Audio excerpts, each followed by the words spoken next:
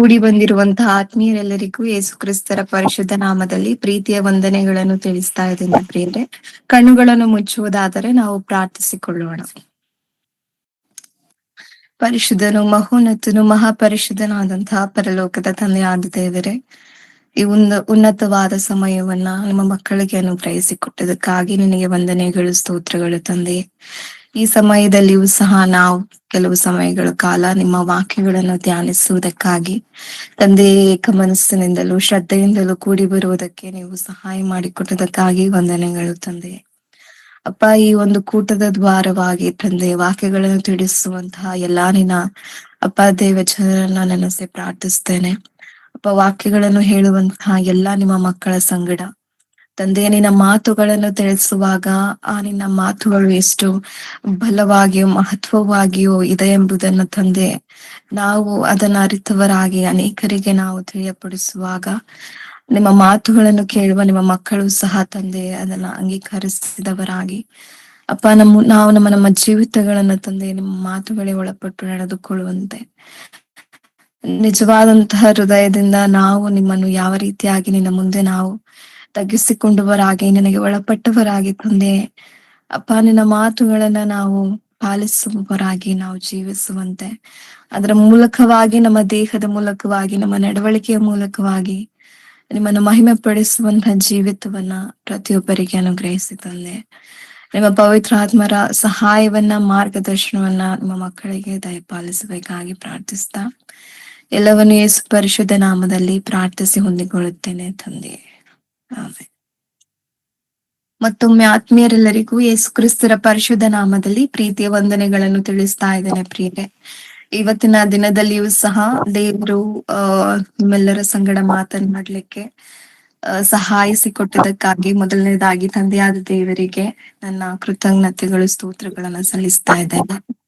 ನಂತರವಾಗಿ ಇವತ್ತಿನ ವಾಕ್ಯ ಭಾಗದಲ್ಲಿ ನಾವು ಹೋಗುವಾಗ ನಾವೆಲ್ಲರೂ ಏಕ ಮನಸ್ಸಿನಿಂದಲೂ ಶ್ರದ್ಧೆಯಿಂದಲೂ ಏನಾದರೂ ಡಿಸ್ಟರ್ಬೆನ್ಸ್ ಇರೋದಾದರೆ ಮ್ಯೂಟ್ ಮಾಡಿಕೊಂಡು ನಾವು ಸ್ವಲ್ಪ ಸಮಯ ವಾಕ್ಯವನ್ನ ನಾವು ಕೇಳಿ ನಾವು ಧ್ಯಾನಿಸುವವರಾಗಿರೋಣ ಪ್ರಿಯರೇ. ನಾನು ಇವತ್ತಿನ ದಿನದಲ್ಲಿ ಮಾತನಾಡುತ್ತಿರುವಂತಹ ಅಂಶದ ಹೆಸರು ಸ್ತುತಿ ಮತ್ತು ಆರಾಧನೆ. ಇವೆರಡಕ್ಕೆ ಇರುವಂತಹ ವ್ಯತ್ಯಾಸಗಳು ಮತ್ತು ಮಹತ್ವಗಳು ಏನು ಎಂಬುದಾಗಿ ಈ ದಿನದಲ್ಲಿ ನಾವು ತಿಳಿದುಕೊಳ್ಳೋಣ ಪ್ರಿಯರೇ. ಸ್ತುತಿ ಮತ್ತು ಆರಾಧನೆ ಇವೆರಡಕ್ಕೆ ಇರುವಂತಹ ಮುಖ್ಯವಾದಂತಹ ವ್ಯತ್ಯಾಸಗಳು ಏನಾದ್ರೂ ಇದ್ದರೆ ಅಥವಾ ಅದರ ಒಂದು ಮಹತ್ವ ಏನು ಎಂಬುದಾಗಿ ಸ್ವಲ್ಪ ಸಮಯ ನಾವು ಧ್ಯಾನಿಸಿಕೊಳ್ಳೋಣ. ವಾಕ್ಯದ ಮೂಲಕ ಇದಕ್ಕೆ ಅರ್ಥವನ್ನ ನಾವು ಗ್ರಹಿಸಿಕೊಳ್ಳೋಣ ಪ್ರಿಯರೇ. ಈ ಒಂದು ಪಾಠದ ಉದ್ದೇಶ ಬಂದು ನಾ ಹೇಳುವಾಗ ಕೆಲವರು ಆರಾಧನೆಯ ಕ್ರಮದಲ್ಲಿ ಸ್ತುತಿಯನ್ನ ಅಳವಡಿಸಿಕೊಂಡಿರ್ತಾರೆ ಮತ್ತು ಕೆಲವರು ಸ್ತುತಿಯನ್ನೇ ಸಂಪೂರ್ಣವಾಗಿ ಆರಾಧನೆ ಎಂಬುದಾಗಿಯೂ ಸಹ ಅದನ್ನ ನೆನೆಸಿ ಸ್ತುತಿಯನ್ನು ಮಾತ್ರ ಮಾಡುವಂಥದ್ದು ಮತ್ತು ಹಾಡುಗಳನ್ನ ಹಾಡುವಂಥದ್ದನ್ನೇ ಮುಖ್ಯವಾಗಿ ಪ್ರಾಧಾನ್ಯತೆಯನ್ನ ಕೊಡುವಂಥದ್ದು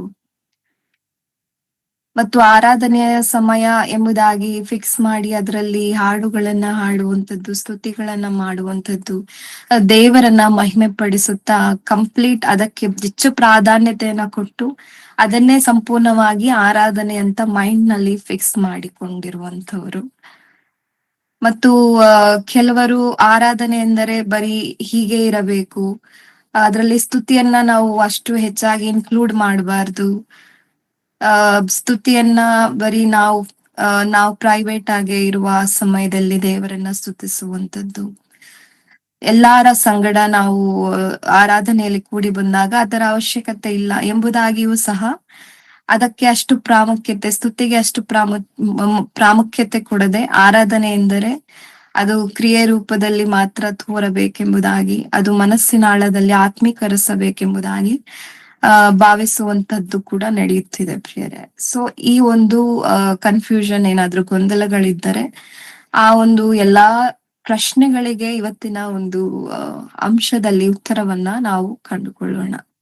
ಸೊ ಎರಡು ಕೂಡ ಒಂದೇನಾ ಅಥವಾ ಎರಡು ಕೂಡ ಬೇರೆ ಏನಾದ್ರೂ ಇದೆಯಾ, ಮತ್ತು ಎರಡರಿಂದ ಹೇಗೆ ದೇವರನ್ನ ನಾವು ಮಹಿಮೆ ಪಡಿಸ್ತಾ ಇದ್ದೇವೆ ಹಾಗೂ ಸ್ತುತಿ ಹಾಗೂ ಆರಾಧನೆಯಲ್ಲಿ ಏನು ಮಹತ್ವ ಒಳಗೊಂಡಿದೆ ಅಥವಾ ಏನು ಉದ್ದೇಶ ಒಳಗೊಂಡಿದೆ ಮತ್ತು ವಾಕ್ಯದಲ್ಲಿ ಭಕ್ತರು ಹೇಗೆ ದೇವರನ್ನ ಸ್ತುತಿಯ ಮೂಲಕ ಘನಪಡಿಸಿದ್ದಾರೆ ಮತ್ತು ಆರಾಧನೆ ಎಂಬ ವಿಧೇಯತೆಯ ಮೂಲಕ ಹೇಗೆ ದೇವರನ್ನ ಆರಾಧನೆ ಮಾಡಿದ್ದಾರೆ ಎಂಬುದಾಗಿಯೂ ಸಹ ವಾಕ್ಯದಲ್ಲಿನ ಕೆಲವು ಅಂಶಗಳನ್ನ ವಿವರಣೆಗಳನ್ನ ಎಕ್ಸಾಂಪಲ್ಸ್ ಅನ್ನ ನೋಡಿ ಇವತ್ತಿನ ಒಂದು ಅಂಶವನ್ನ ನಾವು ಪ್ರಾರಂಭಿಸಿಕೊಳ್ಳೋಣ ಪ್ರಿಯರೇ.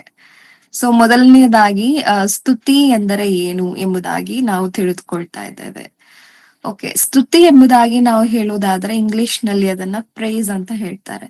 ನಾವು ಪ್ರೈಸ್ ಅಂತ ಹೇಳುವಾಗ ಒಬ್ಬರನ್ನ ನಾವು ಹೊಗಳ್ತಾ ಇರುವಂತದ್ದನ್ನ ಅಥವಾ ಒಬ್ಬರನ್ನ ಅವ್ರು ಮಾಡಿದಂತಹ ಕೆಲಸವನ್ನ ನಾವು ಅದನ್ನ ತುಂಬಾ ಹೆಚ್ಚಾಗಿ ಅದನ್ನ ಕುರಿತು ನಾವು ಹೊಗಳಿ ಕೊಂಡಾಡುವಂತದ್ದನ್ನ ಸ್ತುತಿಸುವುದು ಎಂಬುದಾಗಿ ನಾವು ಹೇಳ್ತಾರೆ. ಇದರಲ್ಲಿ ಬೇರೆಯವರನ್ನ ನಾವು ಸ್ತುತಿಸುವಂತದ್ದು, ಆತ್ಮಸ್ತುತಿ ಮಾಡುವಂತದ್ದು, ಅನೇಕ ಸ್ತುತಿಗಳು ಇದರಲ್ಲಿ ಬರುವಂತದ್ದು. ಆದರೆ ನಾವು ಇಲ್ಲಿ ಉದ್ದೇಶಿಸಿ ಮಾತನಾಡ್ತಿರುವಂತದ್ದು ದೇವರನ್ನ ಕುರಿತು ಹೇಗೆ ನಾವು ಸ್ತುತಿಸ್ತಾ ಇದ್ದೇವೆ ಎಂಬುದಾಗಿ. ಸೊ ನಾವು ದೇವರನ್ನ ಸ್ತುತಿಸುವಾಗ ದೇವರ ಗುಣಲಕ್ಷಣಗಳನ್ನ ಹೊಗಳಿ ಹಾಡುವಂತದ್ದಾಗಿರಬಹುದು.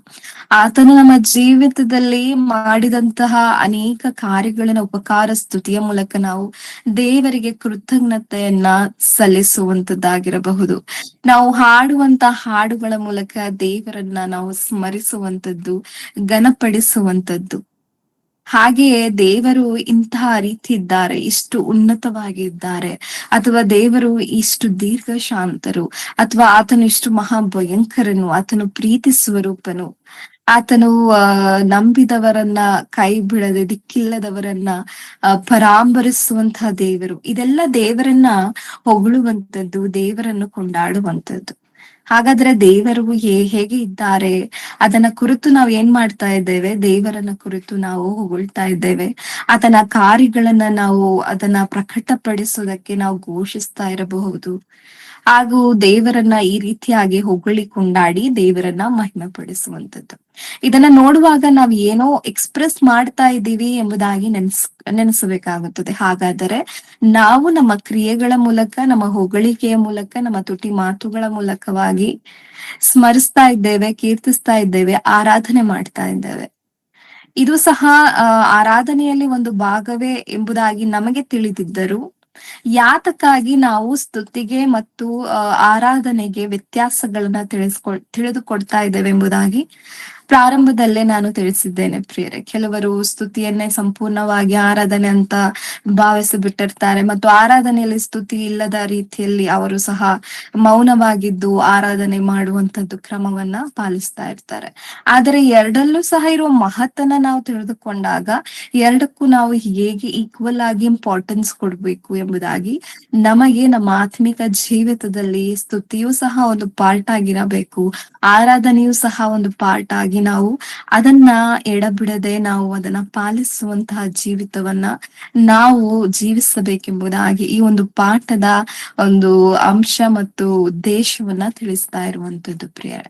ಹಾಗಾದರೆ ಆರಾಧನೆಗೆ ಸ್ತುತಿಗೆ ಇರುವಂತಹ ಒಂದು ಅರ್ಥವನ್ನು ಮತ್ತು ಅದರ ಉದ್ದೇಶ ಏನು, ಅದರ ಮೂಲಕ ಹೇಗೆ ನಾವು ದೇವರನ್ನ ಮಹಿಮೆ ಪಡಿಸಬಹುದು ಎಂಬುದಾಗಿ ಈ ಒಂದು ಕಿರುಭಾಗದಲ್ಲಿ ನಾವು ನೋಡಿಕೊಳ್ತಾ ಇದ್ದೇವೆ. ಹಾಗಾದರೆ ವಾಕ್ಯದ ಮೂಲಕ ತಿಳಿದುಕೊಳ್ಳೋಣ ಪ್ರಿಯರೇ.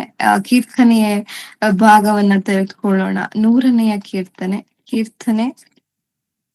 100ನೇ ಅಧ್ಯಾಯದ ಪ್ರಾರಂಭದ ವಚನವನ್ನ ನಾವು ಓದಿಕೊಳ್ತಾ ಇದ್ದೇವೆ.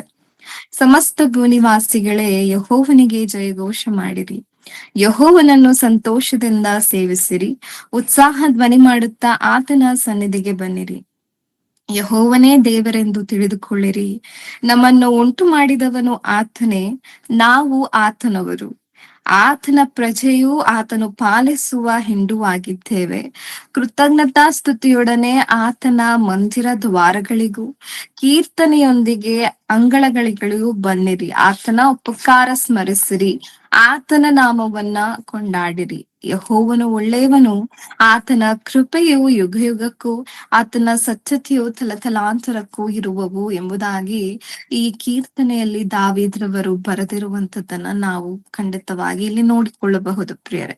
ಹಾಗಾದರೆ ಇಲ್ಲಿರುವಂತಹ ದೇವರನ್ನ ನಾವು ಉತ್ಸಾಹ ಧ್ವನಿ ಮಾಡ್ತಾ ಇದ್ದೇವ, ದೇವರನ್ನ ಹೊಗಳ್ತಾ ಇದ್ದೇವ, ಅವರನ್ನ ಉಪಕಾರ ಸ್ತುತಿ ಮಾಡುತ್ತಿದ್ದೇವ, ಕೀರ್ತನೆಗಳೊಡನೆ ಕೃತಜ್ಞತಾ ಸ್ತುತಿಯೊಡನೆ ಅದನ್ನ ಮಹಿಮೆ ಪಡಿಸ್ತಾ ಇದ್ದೇವೆ ಅಂದ್ರೆ ಖಂಡಿತವಾಗಿ ಈ ರೀತಿಯಾದಂತಹ ಸ್ತುತಿಯ ಗುಣ ಲಕ್ಷಣಗಳು ಅಥವಾ ಸ್ತುತಿ ಎಂದರೆ ಈ ರೀತಿಯಾಗಿ ಇರುವಂತದ್ದು ಎಂಬುದಾಗಿ ವಾಕ್ಯದಲ್ಲಿ ನಾವು ತಿಳಿದುಕೊಂಡಿದ್ದೇವೆ. ಇದು ನಾವು ದೇವರನ್ನ ಅವರ ಒಂದು ಉನ್ನತವಾದ ಮಹೋನ್ನತವಾದಂತಹ ಗುಣಗಳನ್ನ, ಆತನ ಪರಾಕ್ರಮವನ್ನ, ಆತನ ಒಳ್ಳೆಯ ಕಾರ್ಯಗಳನ್ನ ನಾವೇನ್ ಮಾಡ್ತಾ ಇದ್ದೇವೆ, ಒಂದು ಸಂಭ್ರಮಿಸ್ತಾ ಇದ್ದೇವೆ. ಅದನ್ನ ಒಂದು ಆಚರಣೆಯಿಂದ ಅನೇಕರಿಗೆ ಇದನ್ನ ಘೋಷಣೆ ಮಾಡ್ತಾ ಇರುವಂತದ್ದು ಎಂಬುದಾಗಿ ನಾವು ಖಂಡಿತವಾಗಿ ಇದನ್ನ ತಿಳಿದುಕೊಂಡಿದ್ದೇವೆ ಪ್ರಿಯರೇ.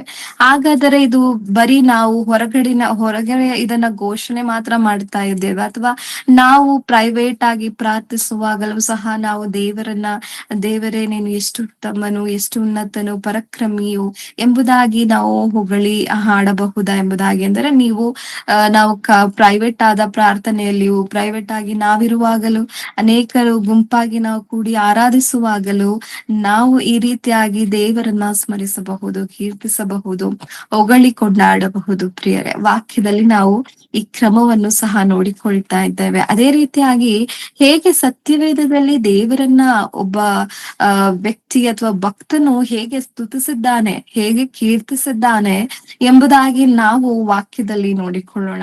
2 ಪೂರ್ವಕಾಲ ವೃತ್ತಾಂತ 2ನೇ ಭಾಗದ 20ನೇ ಅಧ್ಯಾಯದ 21, 22ನೆಯ ವಚನವನ್ನ ನಾವು ನೋಡಿಕೊಳ್ತಾ ಇದ್ದೇವೆ. 2 ಪೂರ್ವಕಾಲ ವೃತ್ತಾಂತ 20ನೇ ಅಧ್ಯಾಯದ 21, 22ನೇ ವಚನವನ್ನ ನೋಡಿಕೊಳ್ತಾ ಇದ್ದೇವೆ ಪ್ರಿಯರೇ. ಆಮೇಲೆ ಅವನು ಜನರ ಸಮ್ಮತಿಯಿಂದ ಯೆಹೋವನಿಗೋಸ್ಕರ ಗಾಯನ ಮಾಡುವುದಕ್ಕಾಗಿ ಕೆಲವರನ್ನು ಆರಿಸಿಕೊಂಡು ಅವರಿಗೆ ಪರಿಶುದ್ಧತ್ವವೆಂಬ ಭೂಷಣದೊಡನೆ ಭಟರ ಮುಂದೆ ಹೋಗುತ್ತಾ, ಯೆಹೋವನಿಗೆ ಕೃತಜ್ಞತಾ ಸ್ತುತಿ ಮಾಡಿರಿ, ಆತನ ಕೃಪೆಯು ಶಾಶ್ವತವಾಗಿದೆ ಎಂದು ಭಜಿಸಿರಿ ಎಂಬುದಾಗಿ ಆಜ್ಞಾಪಿಸಿದನು. ಅವರು ಉತ್ಸಾಹ ಧ್ವನಿಯಿಂದ ಕೀರ್ತಿಸುವುದಕ್ಕೆ ಪ್ರಾರಂಭಿಸಲು, ಯೆಹೋವನು ಯೆಹೂದ್ಯರಿಗೆ ವಿರೋಧವಾಗಿ ಬಂದ ಅಮ್ಮೋನಿಯರನ್ನು, ಮೋಯಾಬ್ಯರನ್ನು, ಸೇಯಿರ್ ಪರ್ವತವನ್ನು ನಶಿಸುವುದಕ್ಕೋಸ್ಕರ ಅವರಲ್ಲಿ ಹೊಂಚು ಹಾಕುವವರನ್ನು ಇರಿಸಿದ್ದರಿಂದ ಎಂಬುದಾಗಿ ನಾವು ಓದಿಕೊಂಡು ಹೋಗಬಹುದು. ಇಲ್ಲಿ ಯೆಹೋಷಾಫಾಟನು ಯುದ್ಧ ಎಂಬುದಾಗಿ ಅವನ ತಲೆಯಲ್ಲಿ ಬಂದಾಗ ದೇವರನ್ನ ಹೇಗೆ ಮುಂದೆ ಇಟ್ಟು, ದೇವರನ್ನ ಭಟರ ಮೂಲಕವಾಗಿ ಹೇಗೆ ಅವರನ್ನ ಗೌರವಿಸ್ತಾ ಇದ್ದಾರೆ, ಹೇಗೆ ಕೀರ್ತಿಸ್ತಾ ಇದ್ದಾರೆ, ಹೇಗೆ ಆನಂದ ಧ್ವನಿಗೈತಾ ಇದ್ದಾರೆ, ಘೋಷಿಸ್ತಾ ಇದ್ದಾರೆ ಎಂಬುದಾಗಿ ವಚನವನ್ನ ನಾವು ತಿಳಿದುಕೊಂಡಿದ್ದೇವೆ ಪ್ರಿಯರೇ.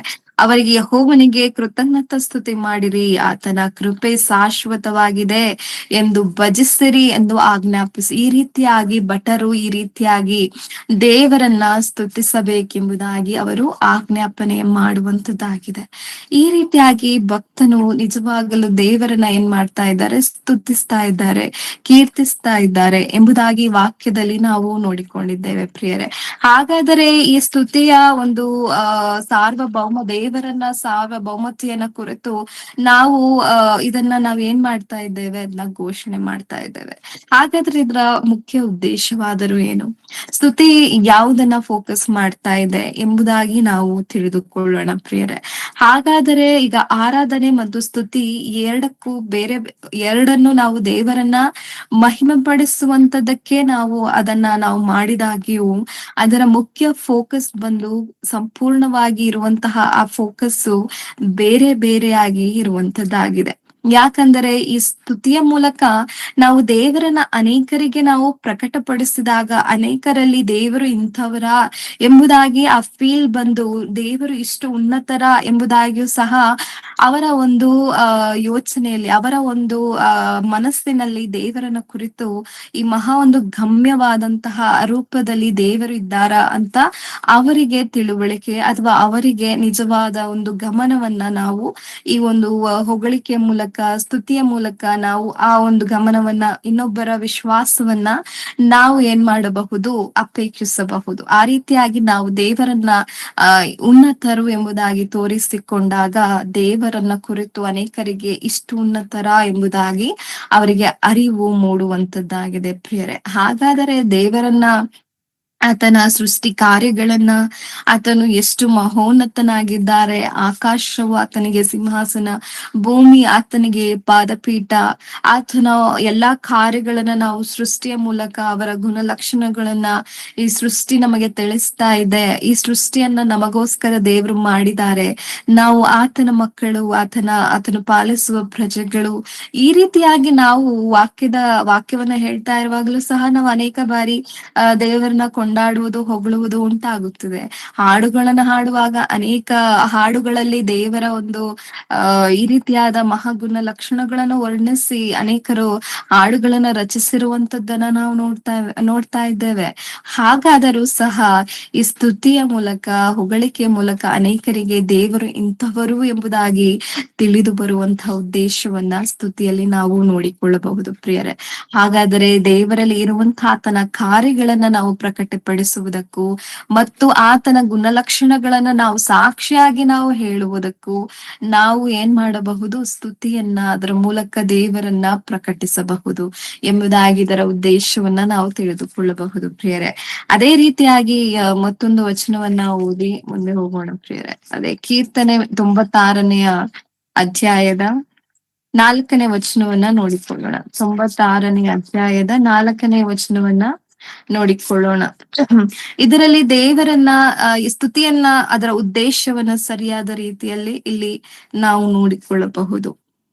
ಯೆಹೋವನು ದೊಡ್ಡವನು, ಬಹಳವಾಗಿ ಸ್ತುತ್ಯನು ಆಗಿದ್ದಾನೆ. ಎಲ್ಲಾ ದೇವರುಗಳಲ್ಲಿ ಆತನೇ ಭಯಂಕರನು.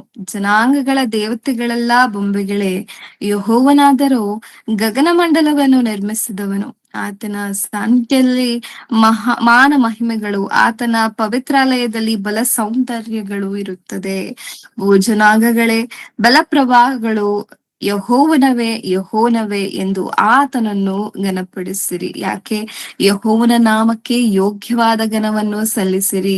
ಕಾಣಿಕೆಯೊಡನೆ ಆತನ ಅಂಗಗಳಿಗೆ ಬನ್ನಿರಿ. ಪರಿಶುದ್ಧತ್ವವೆಂಬ ಭೂಷಣದೊಡನೆ ಯೆಹೋವನಿಗೆ ನಮಸ್ಕರಿಸಿರಿ. ಎಲ್ಲಾ ಭೂನಿವಾಸಿಗಳೇ, ಆತನ ಮುಂದೆ ನಡುಗಿರಿ. ಇನ್ನು ನಾವು ಇದನ್ನ ಸಂಪೂರ್ಣವಾಗಿ ಓದಿದಾಗ ಇದರಲ್ಲಿ ಹೇಗೆ ದೇವರನ್ನ ಕುರಿತು ಹೊಗಳಿದ್ದಾರೆ, ಆತನ ಗುಣಗಳನ್ನ ಕುರಿತು ಪ್ರಕಟಪಡಿಸಿದ್ದಾರೆ. ಇದರ ಮೂಲಕ ಜನರೇ ದೇವರನ್ನ ಕುರಿತು ಈ ರೀತಿಯಾಗಿ ನೀವು ಅರ್ಥ ಮಾಡಿಕೊಳ್ಳಿ, ದೇವರಂದರೆ ಹೀಗಿರ್ತಾರೆ, ನಾವು ನಡುಗಿ ನಡ್ಕೊಳ್ಬೇಕು ಅವರ ಮುಂದೆ ಎಂಬುದಾಗಿ ಇದನ್ನ ಪ್ರಕಟಿಸುತ್ತಾ ದೇವರನ್ನ ಸ್ತುತಿಸಿ ಮಹಿಮೆ ಪಡಿಸ್ತಾ ಇರುವಂತದ್ದನ್ನ ಇದರಲ್ಲಿ ನಾವು ನೋಡಿಕೊಂಡಿದ್ದೇವೆ ವಾಕ್ಯದ ಮೂಲಕ ಪ್ರಿಯರೇ. ಅದೇ ರೀತಿಯಾಗಿ ಸ್ತುತಿಯ ಮೂಲಕ ನಮ್ಮಲ್ಲಿ ಏನನ್ನ ನಾವು ಅಪೇಕ್ಷಿಸ್ತೇವೆ, ನಮ್ಮ ಹೃದಯ ಸ್ತುತಿಸುವಾಗ ಹೇಗೆ ಇರುತ್ತದೆ ಅಂತ ನಾವು ಯೋಚಿಸುವಾಗ, ಖಂಡಿತವಾಗಿ ದೇವರು ಮಾಡಿದಂತ ಉಪಕಾರಗಳನ್ನ ಸ್ಮರಿಸುವಾಗ ನಮ್ಮ ಹೃದಯವು ಸಂತೋಷದಿಂದಲೂ ಆನಂದದಿಂದಲೂ ತುಂಬಿ ಬರುವಂತದ್ದನ್ನ ನಾವು ನೋಡಬಹುದು. ನಾವು ಸಪ್ಪೆ ಮುಖದವರಾಗಿ ದುಃಖಭರಿತರಾಗಿ ಎಂದಿಗೂ ದೇವರನ್ನ ಸ್ತುತಿಸುವುದಿಲ್ಲವಲ್ಲ. ನಾವು ಎಂದೆಂದಿಗೂ ಏನ್ ಮಾಡ್ತೀವಿ, ದೇವರು ಮಾಡಿದ ಉಪಕಾರಗಳನ್ನು ಅಥವಾ ಆತರು ಎಷ್ಟು ಉನ್ನತರಾಗಿದ್ದಾರೆ ಎಂಬುದನ್ನ ನಾವು ಹೃದಯದ ಆಳದಿಂದಲೂ ಸಂತೋಷದಿಂದಲೂ ಆನಂದದಿಂದಲೂ ನಾವೇನ್ ಮಾಡಬಹುದು, ದೇವರನ್ನ ನಾವು ಸ್ತುತಿಸಬಹುದು, ದೇವರನ್ನ ನಾವು ಕೀರ್ತಿಸಬಹುದು ಎಂಬುದಾಗಿ ಆ ಸಂತೋಷದ ಹೃದಯವನ್ನ, ಸಂಭ್ರಮದ ಹೃದಯವನ್ನ ನಾವು ಹೊಂದಿರಬೇಕಾಗುತ್ತದೆ ಎಂಬುದಾಗಿಯೂ ಸಹ ನಾವು ಸ್ತುತಿಯ ಒಂದು ಅಂಶದ ಕೆಳಗೆ ನೋಡಿಕೊಳ್ತಾ ಇದ್ದೇವೆ. ಅದೇ ರೀತಿಯಾಗಿ ಈ ಸ್ತುತಿಯನ್ನ ನಾವು ಅನೇಕರಿಗೆ ಘೋಷಿಸಿದಾಗ, ದೇವರನ್ನ ಅನೇಕರ ಮುಂದೆ ಸ್ತುತಿಸಿದಾಗ ಅನೇಕರಲ್ಲಿ ನಂಬಿಕೆ ಎನ್ನುವಂಥದ್ದು, ವಿಶ್ವಾಸ ಎನ್ನುವಂಥದ್ದು, ದೇವರೆಂದರೆ ಹೀಗೆ ಇರ್ತಾರ ಅಂತ ಅರಿವು, ಇದೆಲ್ಲವನ್ನ ನಾವು ಸ್ತುತಿಯ ಉದ್ದೇಶವಾಗಿ ನೋಡಿಕೊಂಡಿದ್ದೇವೆ ಪ್ರಿಯರೇ. ಇವಾಗ ಈ ಇನ್ನೊಂದು ಭಾಗ ಎಂಬುದಾಗಿ ನೋಡುವಾಗ, ಈ ಭಾಗದಲ್ಲಿ ಆರಾಧನೆ ಎಂದರೆ ಏನು ಎಂಬುದಾಗಿ ನೋಡಿಕೊಳ್ಳೋಣ. ಆರಾಧನೆ ಎಂದರೆ ಏನು ಎಂಬುದಾಗಿ ನಾವು ನೋಡಿಕೊಳ್ಳುತ್ತೆ. ಇದು ಗ್ರೀಕ್ ಪದದಲ್ಲಿ ಪ್ರಾಸ್ಕಿನಿಯೋ ಎಂಬುದಾಗಿ ನಾವು ನೋಡಬಹುದು. ಏಕೆಂದರೆ ಎಲ್ಲ ಹೊಸ ಒಡಂಬಡಿಕೆಗಳನ್ನ ನಾವು ಗ್ರೀಕ್ ಭಾಷೆಯಲ್ಲಿ ಅದು ರಚಿಸಲಾಗುವಂತದ್ದನ್ನ ನೋಡಿಕೊಳ್ಳಬಹುದು. ಪ್ರೊಸೆಕಿನೋ ಎಂಬುದಾಗಿ ಈ ಒಂದು ಗ್ರೀಕ್ ಪದವನ್ನ ನಾವು ಆ ಒಂದು ಆರಾಧನೆ ಅಥವಾ ವರ್ಷಿಪ್ ಅಂತ ನಾವೇನೇ ಹೇಳ್ತಾ ಇದ್ದೇವೆ. ಇಂಗ್ಲಿಷ್ ನಲ್ಲಿ ಸ್ತುತಿಯನ್ನ ಕುರಿತು ಪ್ರೈಸ್ ಅಂತ ನೋಡಿಕೊಂಡಿದ್ದೇವೆ. ಆದ್ರೆ ಆರಾಧನೆಗೆ ಒಂದು ಆ ವಿಶೇಷವಾದಂತಹ ಮಹತ್ವ ಇದೆ ಅಂತ ಈ ಒಂದು ಭಾಗದಲ್ಲಿ ನೋಡಿಕೊಳ್ತಾ ಇದ್ದೇವೆ ಪ್ರಿಯರೇ. ಹಾಗಾದರೆ ಈ ಪ್ರೊಸ್ಕಿನಿಯೋ ಎಂಬುದಾಗಿ ಈ ಒಂದು ಗ್ರೀಕ್ ಪದವನ್ನ ಇದರ ಅರ್ಥವನ್ನ ನೋಡುವಾಗ ಒಬ್ಬ ವ್ಯಕ್ತಿಯರನ್ನ ಅಥವಾ ಒಬ್ಬರನ್ನ ನಾವು ಏನ್ ಮಾಡ್ತಾ ಇದ್ದೇವೆ, ಭಕ್ತಿಯಿಂದ ಅವರನ್ನ ನಾವು ನಮಸ್ಕರಿಸುವುದು ಅಥವಾ ಭಕ್ತಿಯಿಂದ ಅವರನ್ನ ಗೌರವ ಪೂರ್ವಕವಾಗಿ ಕಾಣುವಂತದ್ದನ್ನ ವರ್ಷಿಪ್ ಎಂಬುದಾಗಿ ಇದರ ಒಂದು ಮುಖ್ಯವಾದ ಅರ್ಥವಿರುತ್ತದೆ. ಆದರೆ ಇದರ ಸತ್ಯವೇದವು ಹೇಗೆ ಇದನ್ನ ನಮಗೆ ಅರ್ಥವ ಮಾಡಿಸಿದೆ ಅಥವಾ ದೇವರು ಹೇಗೆ ಸತ್ಯವೇದದಲ್ಲಿ ಆರಾಧನೆಯ ಕುರಿತು ಅವರು ಬರೆಸಿದ್ದಾರೆ ಅಥವಾ ಯೇಸು ಪ್ರಭು ಆರಾಧನೆಯನ್ನ ಕುರಿತು ಏನು ಬರೆಸಿದ್ದಾರೆ ಅಂತ ಈಗ ನಾವು ನೋಡಿಕೊಳ್ಳೋಣ. ಅದೇ ನಮಗೆ ತಿಳಿದಿರುವಂತಹ ಮಾತಾಗಿದ್ದರೂ ಒಂದು ಬಾರಿ ಅದನ್ನ ಓದಿಕೊಂಡು ನಾವು ಮುಂದೆ ಹೋಗೋಣ ಪ್ರೇರೆ. ಯೋಹಾನ್ ಬರೆದ ಸುವಾರ್ತೆ 4ನೇ ಅಧ್ಯಾಯದ 24ನೇ ವಚನವನ್ನ ನೋಡಿಕೊಳ್ಳೋಣ. 4:24 ದೇವರು ಆತ್ಮ ಸ್ವರೂಪನು, ಆತನನ್ನು ಆರಾಧಿಸುವರು ಆತ್ಮೀಯ ರೀತಿಯಲ್ಲಿ ಸತ್ಯಕ್ಕೆ ತಕ್ಕ ಹಾಗೆ ಆರಾಧಿಸಬೇಕು ಅಂದನು. ಇಲ್ಲಿ ಒಂದು ಸಾಮರ್ಯ ಸ್ತ್ರೀಯನ್ನ ನೋಡಿ ಹೇಗೆ ದೇವರನ್ನ ಕುರಿತು ಆ ಈ ರೀತಿಯಾಗಿ ದೇವರು ಆತ್ಮಸ್ವರೂಪನಾಗಿದ್ದಾರೆ.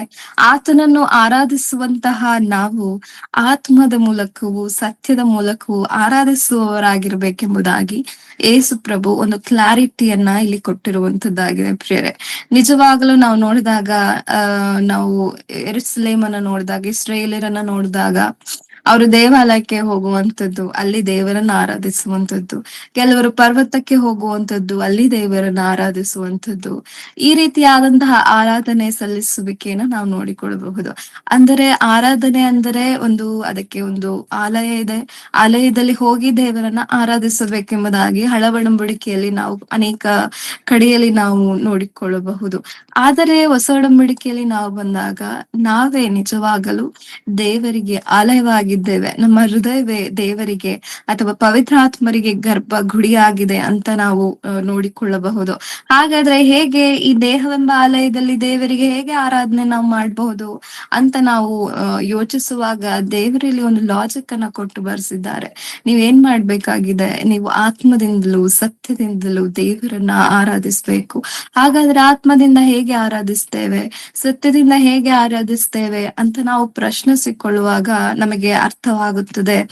ಆತ್ಮಿಕವಾಗಿ ಎಂದರೆ ಆತ್ಮದಿಂದಲೂ ಅಂದರೆ ನಮ್ಮ ಸಂಪೂರ್ಣವಾಗಿ ಹಳೆಯ ರೀತಿಯ ಜೀವಿತ, ಹಳೆಯ ರೀತಿಯಾದ ಪಾಪ ಇದೆಲ್ಲವನ್ನ ಸಂಪೂರ್ಣವಾಗಿ ವಿಸರ್ಜಿಸಿದವರಾಗಿ ಆತ್ಮದಲ್ಲಿ ಮತ್ತೆ ಹೊಸಬರಾಗಿ ನಾವು ಜನಿಸಿದವರಾಗಿ, ನಮ್ಮ ಹೃದಯದಲ್ಲಿಯೂ ನಮ್ಮ ಅಂತರಾಳದಲ್ಲಿ ಇರುವ ಅಶುದ್ಧತೆಗಳನ್ನ ನಾವು ತೊಲಗಿಸಿಕೊಂಡು ದೇವರು ಕೊಟ್ಟಂತಹ ನಿತ್ಯವಾದಂತಹ ಮೋಕ್ಷವಾದಂತಹ ಮಾರ್ಗವನ್ನ ನಾವು ಅನುಸರಿಸುತ್ತಾ ರಕ್ಷಣೆಯಲ್ಲಿ ನಾವು ಜೀವಿಸುವಂತಹ ಆ ಜೀವಿತವನ್ನ ನೂತನ ಪಡಿಸಿಕೊಂಡು ಆತ್ಮದಲ್ಲಿ ಹೊಸದಾಗಿ ಹುಟ್ಟಿ ನಾವು ಹೇಗೆ ದೀಕ್ಷಾ ಸ್ನಾನವನ್ನ ಪಡೆದುಕೊಂಡು ನಮ್ಮ ಪೂರ್ವ ಸ್ಥಿತಿಗೆ ಸತ್ತವರಾಗಿ ನೂತನರಾಗಿ ಒಂದು ಪ್ರಥಮ ಪುನರುತ್ಥಾನವಾಗಿ ನಾವು ಹೇಗೆ ಹೊಸಬರಾಗಿ ನೂತನವಾಗಿ ಜೀವಿಸ್ತೇವೋ ಈ ಕ್ರಮವನ್ನ ಕುರಿತು ಏಸು ಪ್ರಭು ಇಲ್ಲಿ ಗುರುತಿಸಿ ಬರೆಸಿರುವಂತದ್ದು. ನೀವು ಆತ್ಮದಲ್ಲಿ ಹುಟ್ಟದಿದ್ದರೆ ದೇವರ ಒಂದು ಮಕ್ಕಳಾಗುವುದಿಲ್ಲ. ನೀವು ಖಂಡಿತವಾಗಿ ಏನ್ ಮಾಡ್ಬೇಕು, ನೀವು ದೇವರ ರಾಜ್ಯಕ್ಕೆ ಸೇರ್ಬೇಕಂದ್ರೆ ನೀವು ಖಂಡಿತವಾಗಿ ಮತ್ತೆ ಹುಟ್ಟಬೇಕು. ಯಾವುದ್ರಲ್ಲಿ? ಆತ್ಮದಲ್ಲಿ ನೀವು ಹುಟ್ಟಬೇಕು. ಹಳೆಯ ಜೀವಿತವನ್ನ ನೀವೇನ್ ಮಾಡ್ತಾ ಇದ್ದೀರಾ, ಅದನ್ನ ಸಮಾಧಿ ಮಾಡಿ ಹೊಸಬರಾಗಿ ನೀವು ದೇವರಲ್ಲಿ ಏನ್ ಮಾಡ್ತಿದ್ದೀರಾ, ಹೊಸದಾಗಿ ಹುಟ್ಟುತ್ತಿದ್ದೀರಾ. ಅದೇ ನಮ್ಮ ದೀಕ್ಷಾ ಸ್ನಾನವನ್ನ ಪಡೆದುಕೊಳ್ಳುವಾಗ ಈ ಒಂದು ಪ್ರಕ್ರಿಯೆ ನಮ್ಮ ಜೀವಿತದಲ್ಲಿ ದೇವರನ್ನ ನಂಬಿ ದೇವರಿಗಾಗಿ ಜೀವಿಸ್ಬೇಕಾಗಿರುವ ಪ್ರತಿಯೊಬ್ಬರ ಜೀವಿತದಲ್ಲಿ ನಡೆಯುವಂತಹ ಮುಖ್ಯ ಘಟ್ಟವನ್ನ ಕುರಿತು ಪ್ರಭು ಇಲ್ಲಿ ಬರೆಸಿರುವಂತದ್ದು. ಹಾಗಾದರೆ ನಮ್ಮ ದೇಹದ ಮೂಲಕವೂ ನಮ್ಮ ಹೃದಯದ ಮೂಲಕವೂ ನಾವು ದೇವರನ್ನ ನಾವೇನ್ ಮಾಡ್ತಾ ಇದ್ದೇವೆ, ಇಲ್ಲಿ ಆರಾಧನೆ ಮಾಡ್ತಾ ಇದ್ದೇವೆ. ಹಾಗಾದರೆ ನಾವು ಸ್ತುತಿಯಲ್ಲಿ ನಾವು ನೋಡಿಕೊಂಡಾಗ ನಾವು ಅದನ್ನ ಬಾಹ್ಯ ರೂಪವಾಗಿ ಸಂಭ್ರಮದೊಂದಿಗೆ ಆಚರಣೆಯೊಂದಿಗೆ ದೇವರನ್ನ ಕೊಂಡಾಡ್ತಿದ್ದೇವೆ, ಒಂದು ಎಕ್ಸ್ಪ್ರೆಸ್ ಮಾಡಿ ದೇವರನ್ನ ನಾವೇನ್ ಮಾಡ್ತಿದ್ದೇವೆ, ಸ್ತುತಿಸ್ತಿದ್ದೇವೆ, ಮಹಿಮೆ ಪಡಿಸ್ತಿದ್ದೇವೆ. ಆದರೆ ಈ ಆರಾಧನೆ ಎಂಬುದಾಗಿ ನೋಡುವಾಗ ಇದರಲ್ಲಿರುವ ಮಹತ್ತನ್ನ ನಾವು ನೋಡುವಾಗ ಇದು ನಮ್ಮ ಅಂತರಾಳದಿಂದ ಬರ್ಬೇಕಾಗಿರುವಂತದ್ದು. ಇದು ದೇವರಿಗೆ ನಾವು ಯಾವಾಗ ವಿಧೇಯತೆಯನ್ನು ತೋರಿಸ್ತೇವೋ, ದೇವರಿಗೆ ಯಾವಾಗ ನಮ್ಮ ಒಂದು ಹೃದಯದ ಒಂದು ಬದಲಾವಣೆ ಅಥವಾ ಹೃದಯದಲ್ಲಿ ಮಾರ್ಪಡುವಿಕೆಯನ್ನ ತೋರಿಸ್ತೇವೋ, ಆವಾಗಲೇ ಆರಾಧನೆ ಎಂಬುವಂಥದ್ದು ಒಬ್ಬರ ಮೂಲಕ ಒಬ್ಬರ ದೇಹದಲ್ಲಿ, ಅವ್ರ ಹೃದಯದಲ್ಲಿ ನಡೆಯುವಂಥದ್ದಾಗಿದೆ. ಆದರೆ ಇದು ಹೇಗೆ ಸತ್ಯದಿಂದ ನಾವು ಹೇಗೆ ಆರಾಧಿಸಬಹುದು? ಇದನ್ನ ನಾವು ನೋಡುವಾಗ ದೇವರು ಹೇಳಿದ ರೀತಿಯಲ್ಲಿ ನಾವು ಆತ್ಮದಲ್ಲಿ ಹೊಸಬರಾಗಿ ದೇವರ ವಾಕ್ಯಕ್ಕೆ ಒಳಪಟ್ಟು ಆತನ ಮಾತುಗಳಿಗೆ ನಾವು ವಿಧೇಯರಾಗಿ ಸತ್ಯವಾಗಿರುವಂತಹ ಆತನ ಮಾತುಗಳನ್ನ ನಾವು ಪಾಲನೆ ಮಾಡಿ ಅನುಸರಣೆ ಮಾಡಿ ಆತನಿಗೆ ನಾವೇನ್ ಮಾಡ್ತಾ ಇದ್ದೇವೆ, ಹೃದಯಪೂರ್ವಕವಾದ ವಿಧೇಯತೆ ಎಂಬ ಆರಾಧನೆಯನ್ನ ನಾವು ತೋರಿಸ್ತಾ ಇದ್ದೇವೆ. ಸೊ ಈ ಒಂದು ಉದ್ದೇಶ ಇದರ ನಿಮಿತ್ತವಾಗಿ ಪ್ರಭು ಮುಖ್ಯವಾದ ಲಾಜಿಕ್ ಅನ್ನ ಇಲ್ಲಿ ನಮಗೆ ಹೇಳಿಕೊಟ್ಟಿದ್ದಾರೆ. ಆರಾಧನೆ ಎಂದರೆ ಈ ರೀತಿಯಾಗಿ ಎಂಬುದಾಗಿ ನಾವು ಇಲ್ಲಿ ನೋಡಿಕೊಳ್ತಾ ಇದ್ದೇವೆ. ಇದಕ್ಕೆ ಉದ್ದೇಶ ಯಾಕೆ ಹೇಳಿದ್ದಾರೆ? ಮೊದಲೇ ಇದು ಒಡಂಬಡಿಕೆಯಲ್ಲಿ, ಹಳೆ ಒಡಂಬಡಿಕೆಯಲ್ಲಿ ನೋಡಿದಾಗ ಒಂದು ಆ ದೇವಾಲಯದ ಒಂದು ಬಾಹ್ಯತೆಯನ್ನ ನೋಡಿ ಅದರಲ್ಲಿ ನಾವು ಹೋಗಿ ಆರಾಧನೆ ಮಾಡುವಂತದ್ದನ್ನ ನೋಡಿದ್ದೇವೆ. ಆದ್ರೆ ಹೊಸ ಒಡಂಬಡಿಕೆಯಲ್ಲಿ ನಾವೇ ದೇಹವಾಗಿರುವ ಆಲಯ ಎಂಬುದಾಗಿ, ನಮ್ಮ ಹೃದಯವೇ ಗರ್ಭಗುಡಿ ಆಗಿದ್ರ ಮೂಲಕ ನಾವು ಅದನ್ನ ಹೇಗೆ ಶುದ್ಧಪಡಿಸಿಕೊಂಡು ಆ ಪಾಪದ ಜೀವಿತವನ್ನು ಬಿಟ್ಟು ಪರಿಶುದ್ಧರಾಗಿ ಹೊಸ ಜೀವಿತವನ್ನ, ನೂತನ ಸ್ವಭಾವವನ್ನ ಧರಿಸಿಕೊಂಡು ಕ್ರಿಸ್ತನ ಪಾದಿಯಲ್ಲಿ ಆತನು ತಿಳಿಸಿಕೊಟ್ಟ ಸತ್ಯವಾದ ಮಾತುಗಳಿಗೂ ದೇವರು ವೇದದಲ್ಲಿ ಬರೆಸಿರುವಂತಹ ಮೂಲ್ಯವಾದ ವಾಕ್ಯಗಳಿಗೆ ಯಾವಾಗ ಅದನ್ನ ನಾವು ಸ್ವೀಕರಿಸಿ ಅಂಗೀಕರಿಸಿ ನಮ್ಮ ಜೀವಿತದಲ್ಲಿ ಅಳವಡಿಸಿಕೊಳ್ತೇವೋ, ನಿಜವಾಗಲು ಆವಾಗಲೇ ಆ ತಗ್ಗಿಸಿಕೊಳ್ಳುವಿಕೆ, ಆ ಒಳಪಡುವಿಕೆಯನ್ನೇ ಆರಾಧನೆ ಎಂಬುದಾಗಿ ವಾಕ್ಯದಲ್ಲಿ ದೇವರು ತಿಳಿಸ್ಕೊಟ್ಟಿದ್ದಾರೆ. ಅದೇ ರೀತಿಯಾಗಿ ನಾವು ಮತ್ತೊಂದು ವಚನವನ್ನ ನಾವು ನೋಡುವಾಗ ಸತ್ಯವೇದದಲ್ಲಿ ದೇವರನ್ನ ಹೇಗೆ ಆರಾಧಿಸಿದ್ದಾರೆ ಎಂಬುದಾಗಿ ಕೆಲವು ಒಂದು ಉದಾಹರಣೆಯ ಮೂಲಕವಾಗಿ ನಾವು ನೋಡಿಕೊಳ್ಳೋಣ ಪ್ರಿಯರೇ. ಲೂಕನು ಬರೆದಂತ ಸುವಾರ್ತೆಯ 7ನೇ ಅಧ್ಯಾಯದ 37ನೇ ವಚನವನ್ನ ನೋಡಿಕೊಳ್ಳೋಣ. ಲೂಕನು ಬರೆದ ಸುವಾರ್ತೆ 7ನೆಯ ಅಧ್ಯಾಯದ 37ನೇ ವಚನದ ಒಂದು ವಿಚಾರವನ್ನ ನಾನು ಹಾಗೆ ಹೇಳ್ತೇನೆ. ಓದುವುದು ಬೇಡ, ಸಮಯವಿದ್ದರೆ ಮನೆಯಲ್ಲಿ ಖಂಡಿತವಾಗಿ ಇವೆಲ್ಲವನ್ನ ಧ್ಯಾನಿಸಬೇಕಂತ ಕೋರಿಕೊಳ್ತಿದ್ದೇನೆ ಪ್ರಿಯರೇ. ಇಲ್ಲಿ ಒಬ್ಬ ಪಾಪಿಯಾದ ಸ್ತ್ರೀಯು ಏಸು ಪ್ರಭುವನ್ನ ಹೇಗೆ ಸಂಧಿಸಿದ್ರು ಅಂತ ಇಲ್ಲಿ ಬರೆಯಲ್ಪಟ್ಟಿದೆ. ಹೇಗೆ ಅವರ ಒಂದು ಮೌನದ ನಿಮಿತ್ತ ಅಥವಾ ಅವರ ಹೃದಯವನ್ನ ಮಾರ್ಪಡಿಸಿಕೊಂಡು ಪ್ರಭುವಿನ ಪಾದದಲ್ಲಿ ಅವರು ಹೇಗೆ ಸುಗಂಧ ತೈಲವನ್ನ ಹಚ್ಚಿ ತಮ್ಮ ಕಣ್ಣೀರಿನಿಂದ ದೇವರ ಪಾದವನ್ನ ತೊಳೆದು ತಲೆಗೂದಲಿಂದ ಅದನ್ನ ಹೊರಸಿ ಅದಕ್ಕೆ ಮುದ್ದಿಟ್ಟು ದೇವರನ್ನ ಇಲ್ಲಿ ಹೇಗೆ ಮಹಿಮೆ ಪಡಿಸಿದ್ರು ಎಂಬುದಾಗಿ ಒಂದು ಎಕ್ಸಾಂಪಲ್ ಅನ್ನ ನಾವು ನೋಡೋಣ. ಹಾಗಾದ್ರೆ ದೇವರು ನಿಜವಾಗಲೂ ನೀವು ಆತ್ಮದಿಂದಲೂ ಸತ್ಯದಿಂದಲೂ ಆರಾಧನೆ ಮಾಡ್ಬೇಕಂತ ಹೇಳಿರೋದು ಇಲ್ಲಿ ನೆರವೇರ್ತಾ ಇದೆಯಾ? ಈ ಸ್ತ್ರೀಯ ಮೂಲಕ ಅದು ನಾವು ಕಾಣ್ತಾ ಇದ್ದೇವಾ ಅಂದ್ರೆ ಖಂಡಿತವಾಗಿ ಹೌದು. ಯಾಕೆಂದ್ರೆ ಈ ಸ್ತ್ರೀಯನ ಕುರಿತು ಸತ್ಯವೇದದಲ್ಲಿ ಈಕೆಯು ಒಬ್ಬ ಕೆಟ್ಟ ಸ್ತ್ರೀಯು, ಈಕೆಯು ತುಂಬಾ ವಂಚಕಿಯಾದ ಸ್ತ್ರೀ, ಈಕೆಯು ತುಂಬಾ ಪಾಪಿ ಎಂಬುದಾಗಿ, ಮಹಾ ಘೋರವಾದ ಪಾಪಿ ಎಂಬುದಾಗಿ ಇಲ್ಲಿ ಬರೆಸಲ್ಪಟ್ಟಿದೆ. ಆದರೂ ಸಹ ಈ ಪಾಪಿಯಾದ ಸ್ತ್ರೀಯು ಏಸು ಕ್ರಿಸ್ತರನ್ನ ಹೇಗೆ ಸಂಧಿಸಿದ್ರು? ಈ ರೀತಿ ಹೇಗೆ ಇವರ ಒಂದು ಈ ರೀತಿಯಾಗಿ ಬಂದು ಒಂದು ಸುಗಂಧ ತೈಲವನ್ನ ದೇವರೊಂದು ಪ್ರಭುವಿನ ಪಾದಕ್ಕೆ ಹಚ್ಚಿ ಕಣ್ಣೀರಿನಿಂದ ಹೇಗೆ ತೊಳೆದ್ರು, ತಲೆಗೂದಲಿನಿಂದ ಹೇಗೆ ಒರೆಸಿದ್ರು ಅಂತ ನೋಡಿದಾಗ ಅವರ ಹೃದಯದಲ್ಲಿ ಏನಾಗ್ತಾ ಇದೆ? ದೇವರು ಹೇಳಿದ ಮಾತುಗಳು ಅವರು ದಾರಿಯಲ್ಲಿ ಹೋಗುವಾಗ ಕೇಳಿರಬಹುದು, ಅಲ್ಲಿ ಪ್ರಸಂಗಿಸುವಾಗ ಕೇಳಿರಬಹುದು. ಆ ಮಾತುಗಳ ನಿಮಿತ್ತ ಈಕೆ ಜೀವಿತದಲ್ಲಿ ಆದಂತಹ ಬದಲಾವಣೆಗಳು, ಆ ಹೃದಯದಲ್ಲಿ ಆದಂತಹ ಮಾರ್ಪಡುವಿಕೆಯ ಆ ಒಂದು ಸೂಚನೆ ಎಂಬುದಾಗಿ ಹೇಳುವಾಗ ಈಕೆ ಬಂದು ಏನ್ ಮಾಡ್ತಾ ಇದ್ದಾಳೆ? ಆ ಒಂದು ಪಾಪವನ್ನ ಅರಿಕೆ ಮಾಡಿಯೋ ಕಣ್ಣೀರನ್ನ ಸುರಿಸಿ ಪಶ್ಚಾತ್ತಾಪ ಹೃದಯದಿಂದ ಪ್ರಭುವಿನ ಪಾದಕ್ಕೆ ಈಕೆ ಏನ್ ಮಾಡ್ತಾ ಇದ್ದಾಳೆ? ಕಣ್ಣೀರನ್ನ ಸುರಿಸ್ತಾ ಇದ್ದಾಳೆ. ಅವರ ಪಾದಗಳಿಗೆ ಮುದ್ದಿಡ್ತಾ ಇದ್ದಾರೆ, ಆ ಕೂದಲಿನಿಂದ ಒರೆಸ್ತಾ ಇದ್ದಾರೆ, ಸುಗಂಧ ತೈಲವನ್ನ ಹಚ್ಚಿ ಏನ್ ಮಾಡ್ತಾ ಇದ್ದಾರೆ? ಪ್ರಭುವನ್ನ ಅಭಿಷೇಕಿಸ್ತಿದ್ದಾರೆ. ಹಾಗಾದರೆ ಈ ಮುಖ್ಯ ಕಾರ್ಯವನ್ನ ನಾವು ನೋಡುವಾಗ ಅದರ ಉದ್ದೇಶ ಬೇರೆಯಾಗಿ ನಾವು ವಾಕ್ಯದಲ್ಲಿ ನೋಡಿದ್ದರೂ ಇದರ ಒಂದು ಕಿರು ಉದ್ದೇಶ ಬಂದು ನಿಜವಾಗಲೂ ಈಕೆಯ ಹೃದಯದ ಮಾರ್ಪಡುವಿಕೆ ಹೀಗೆ ಇತ್ತು.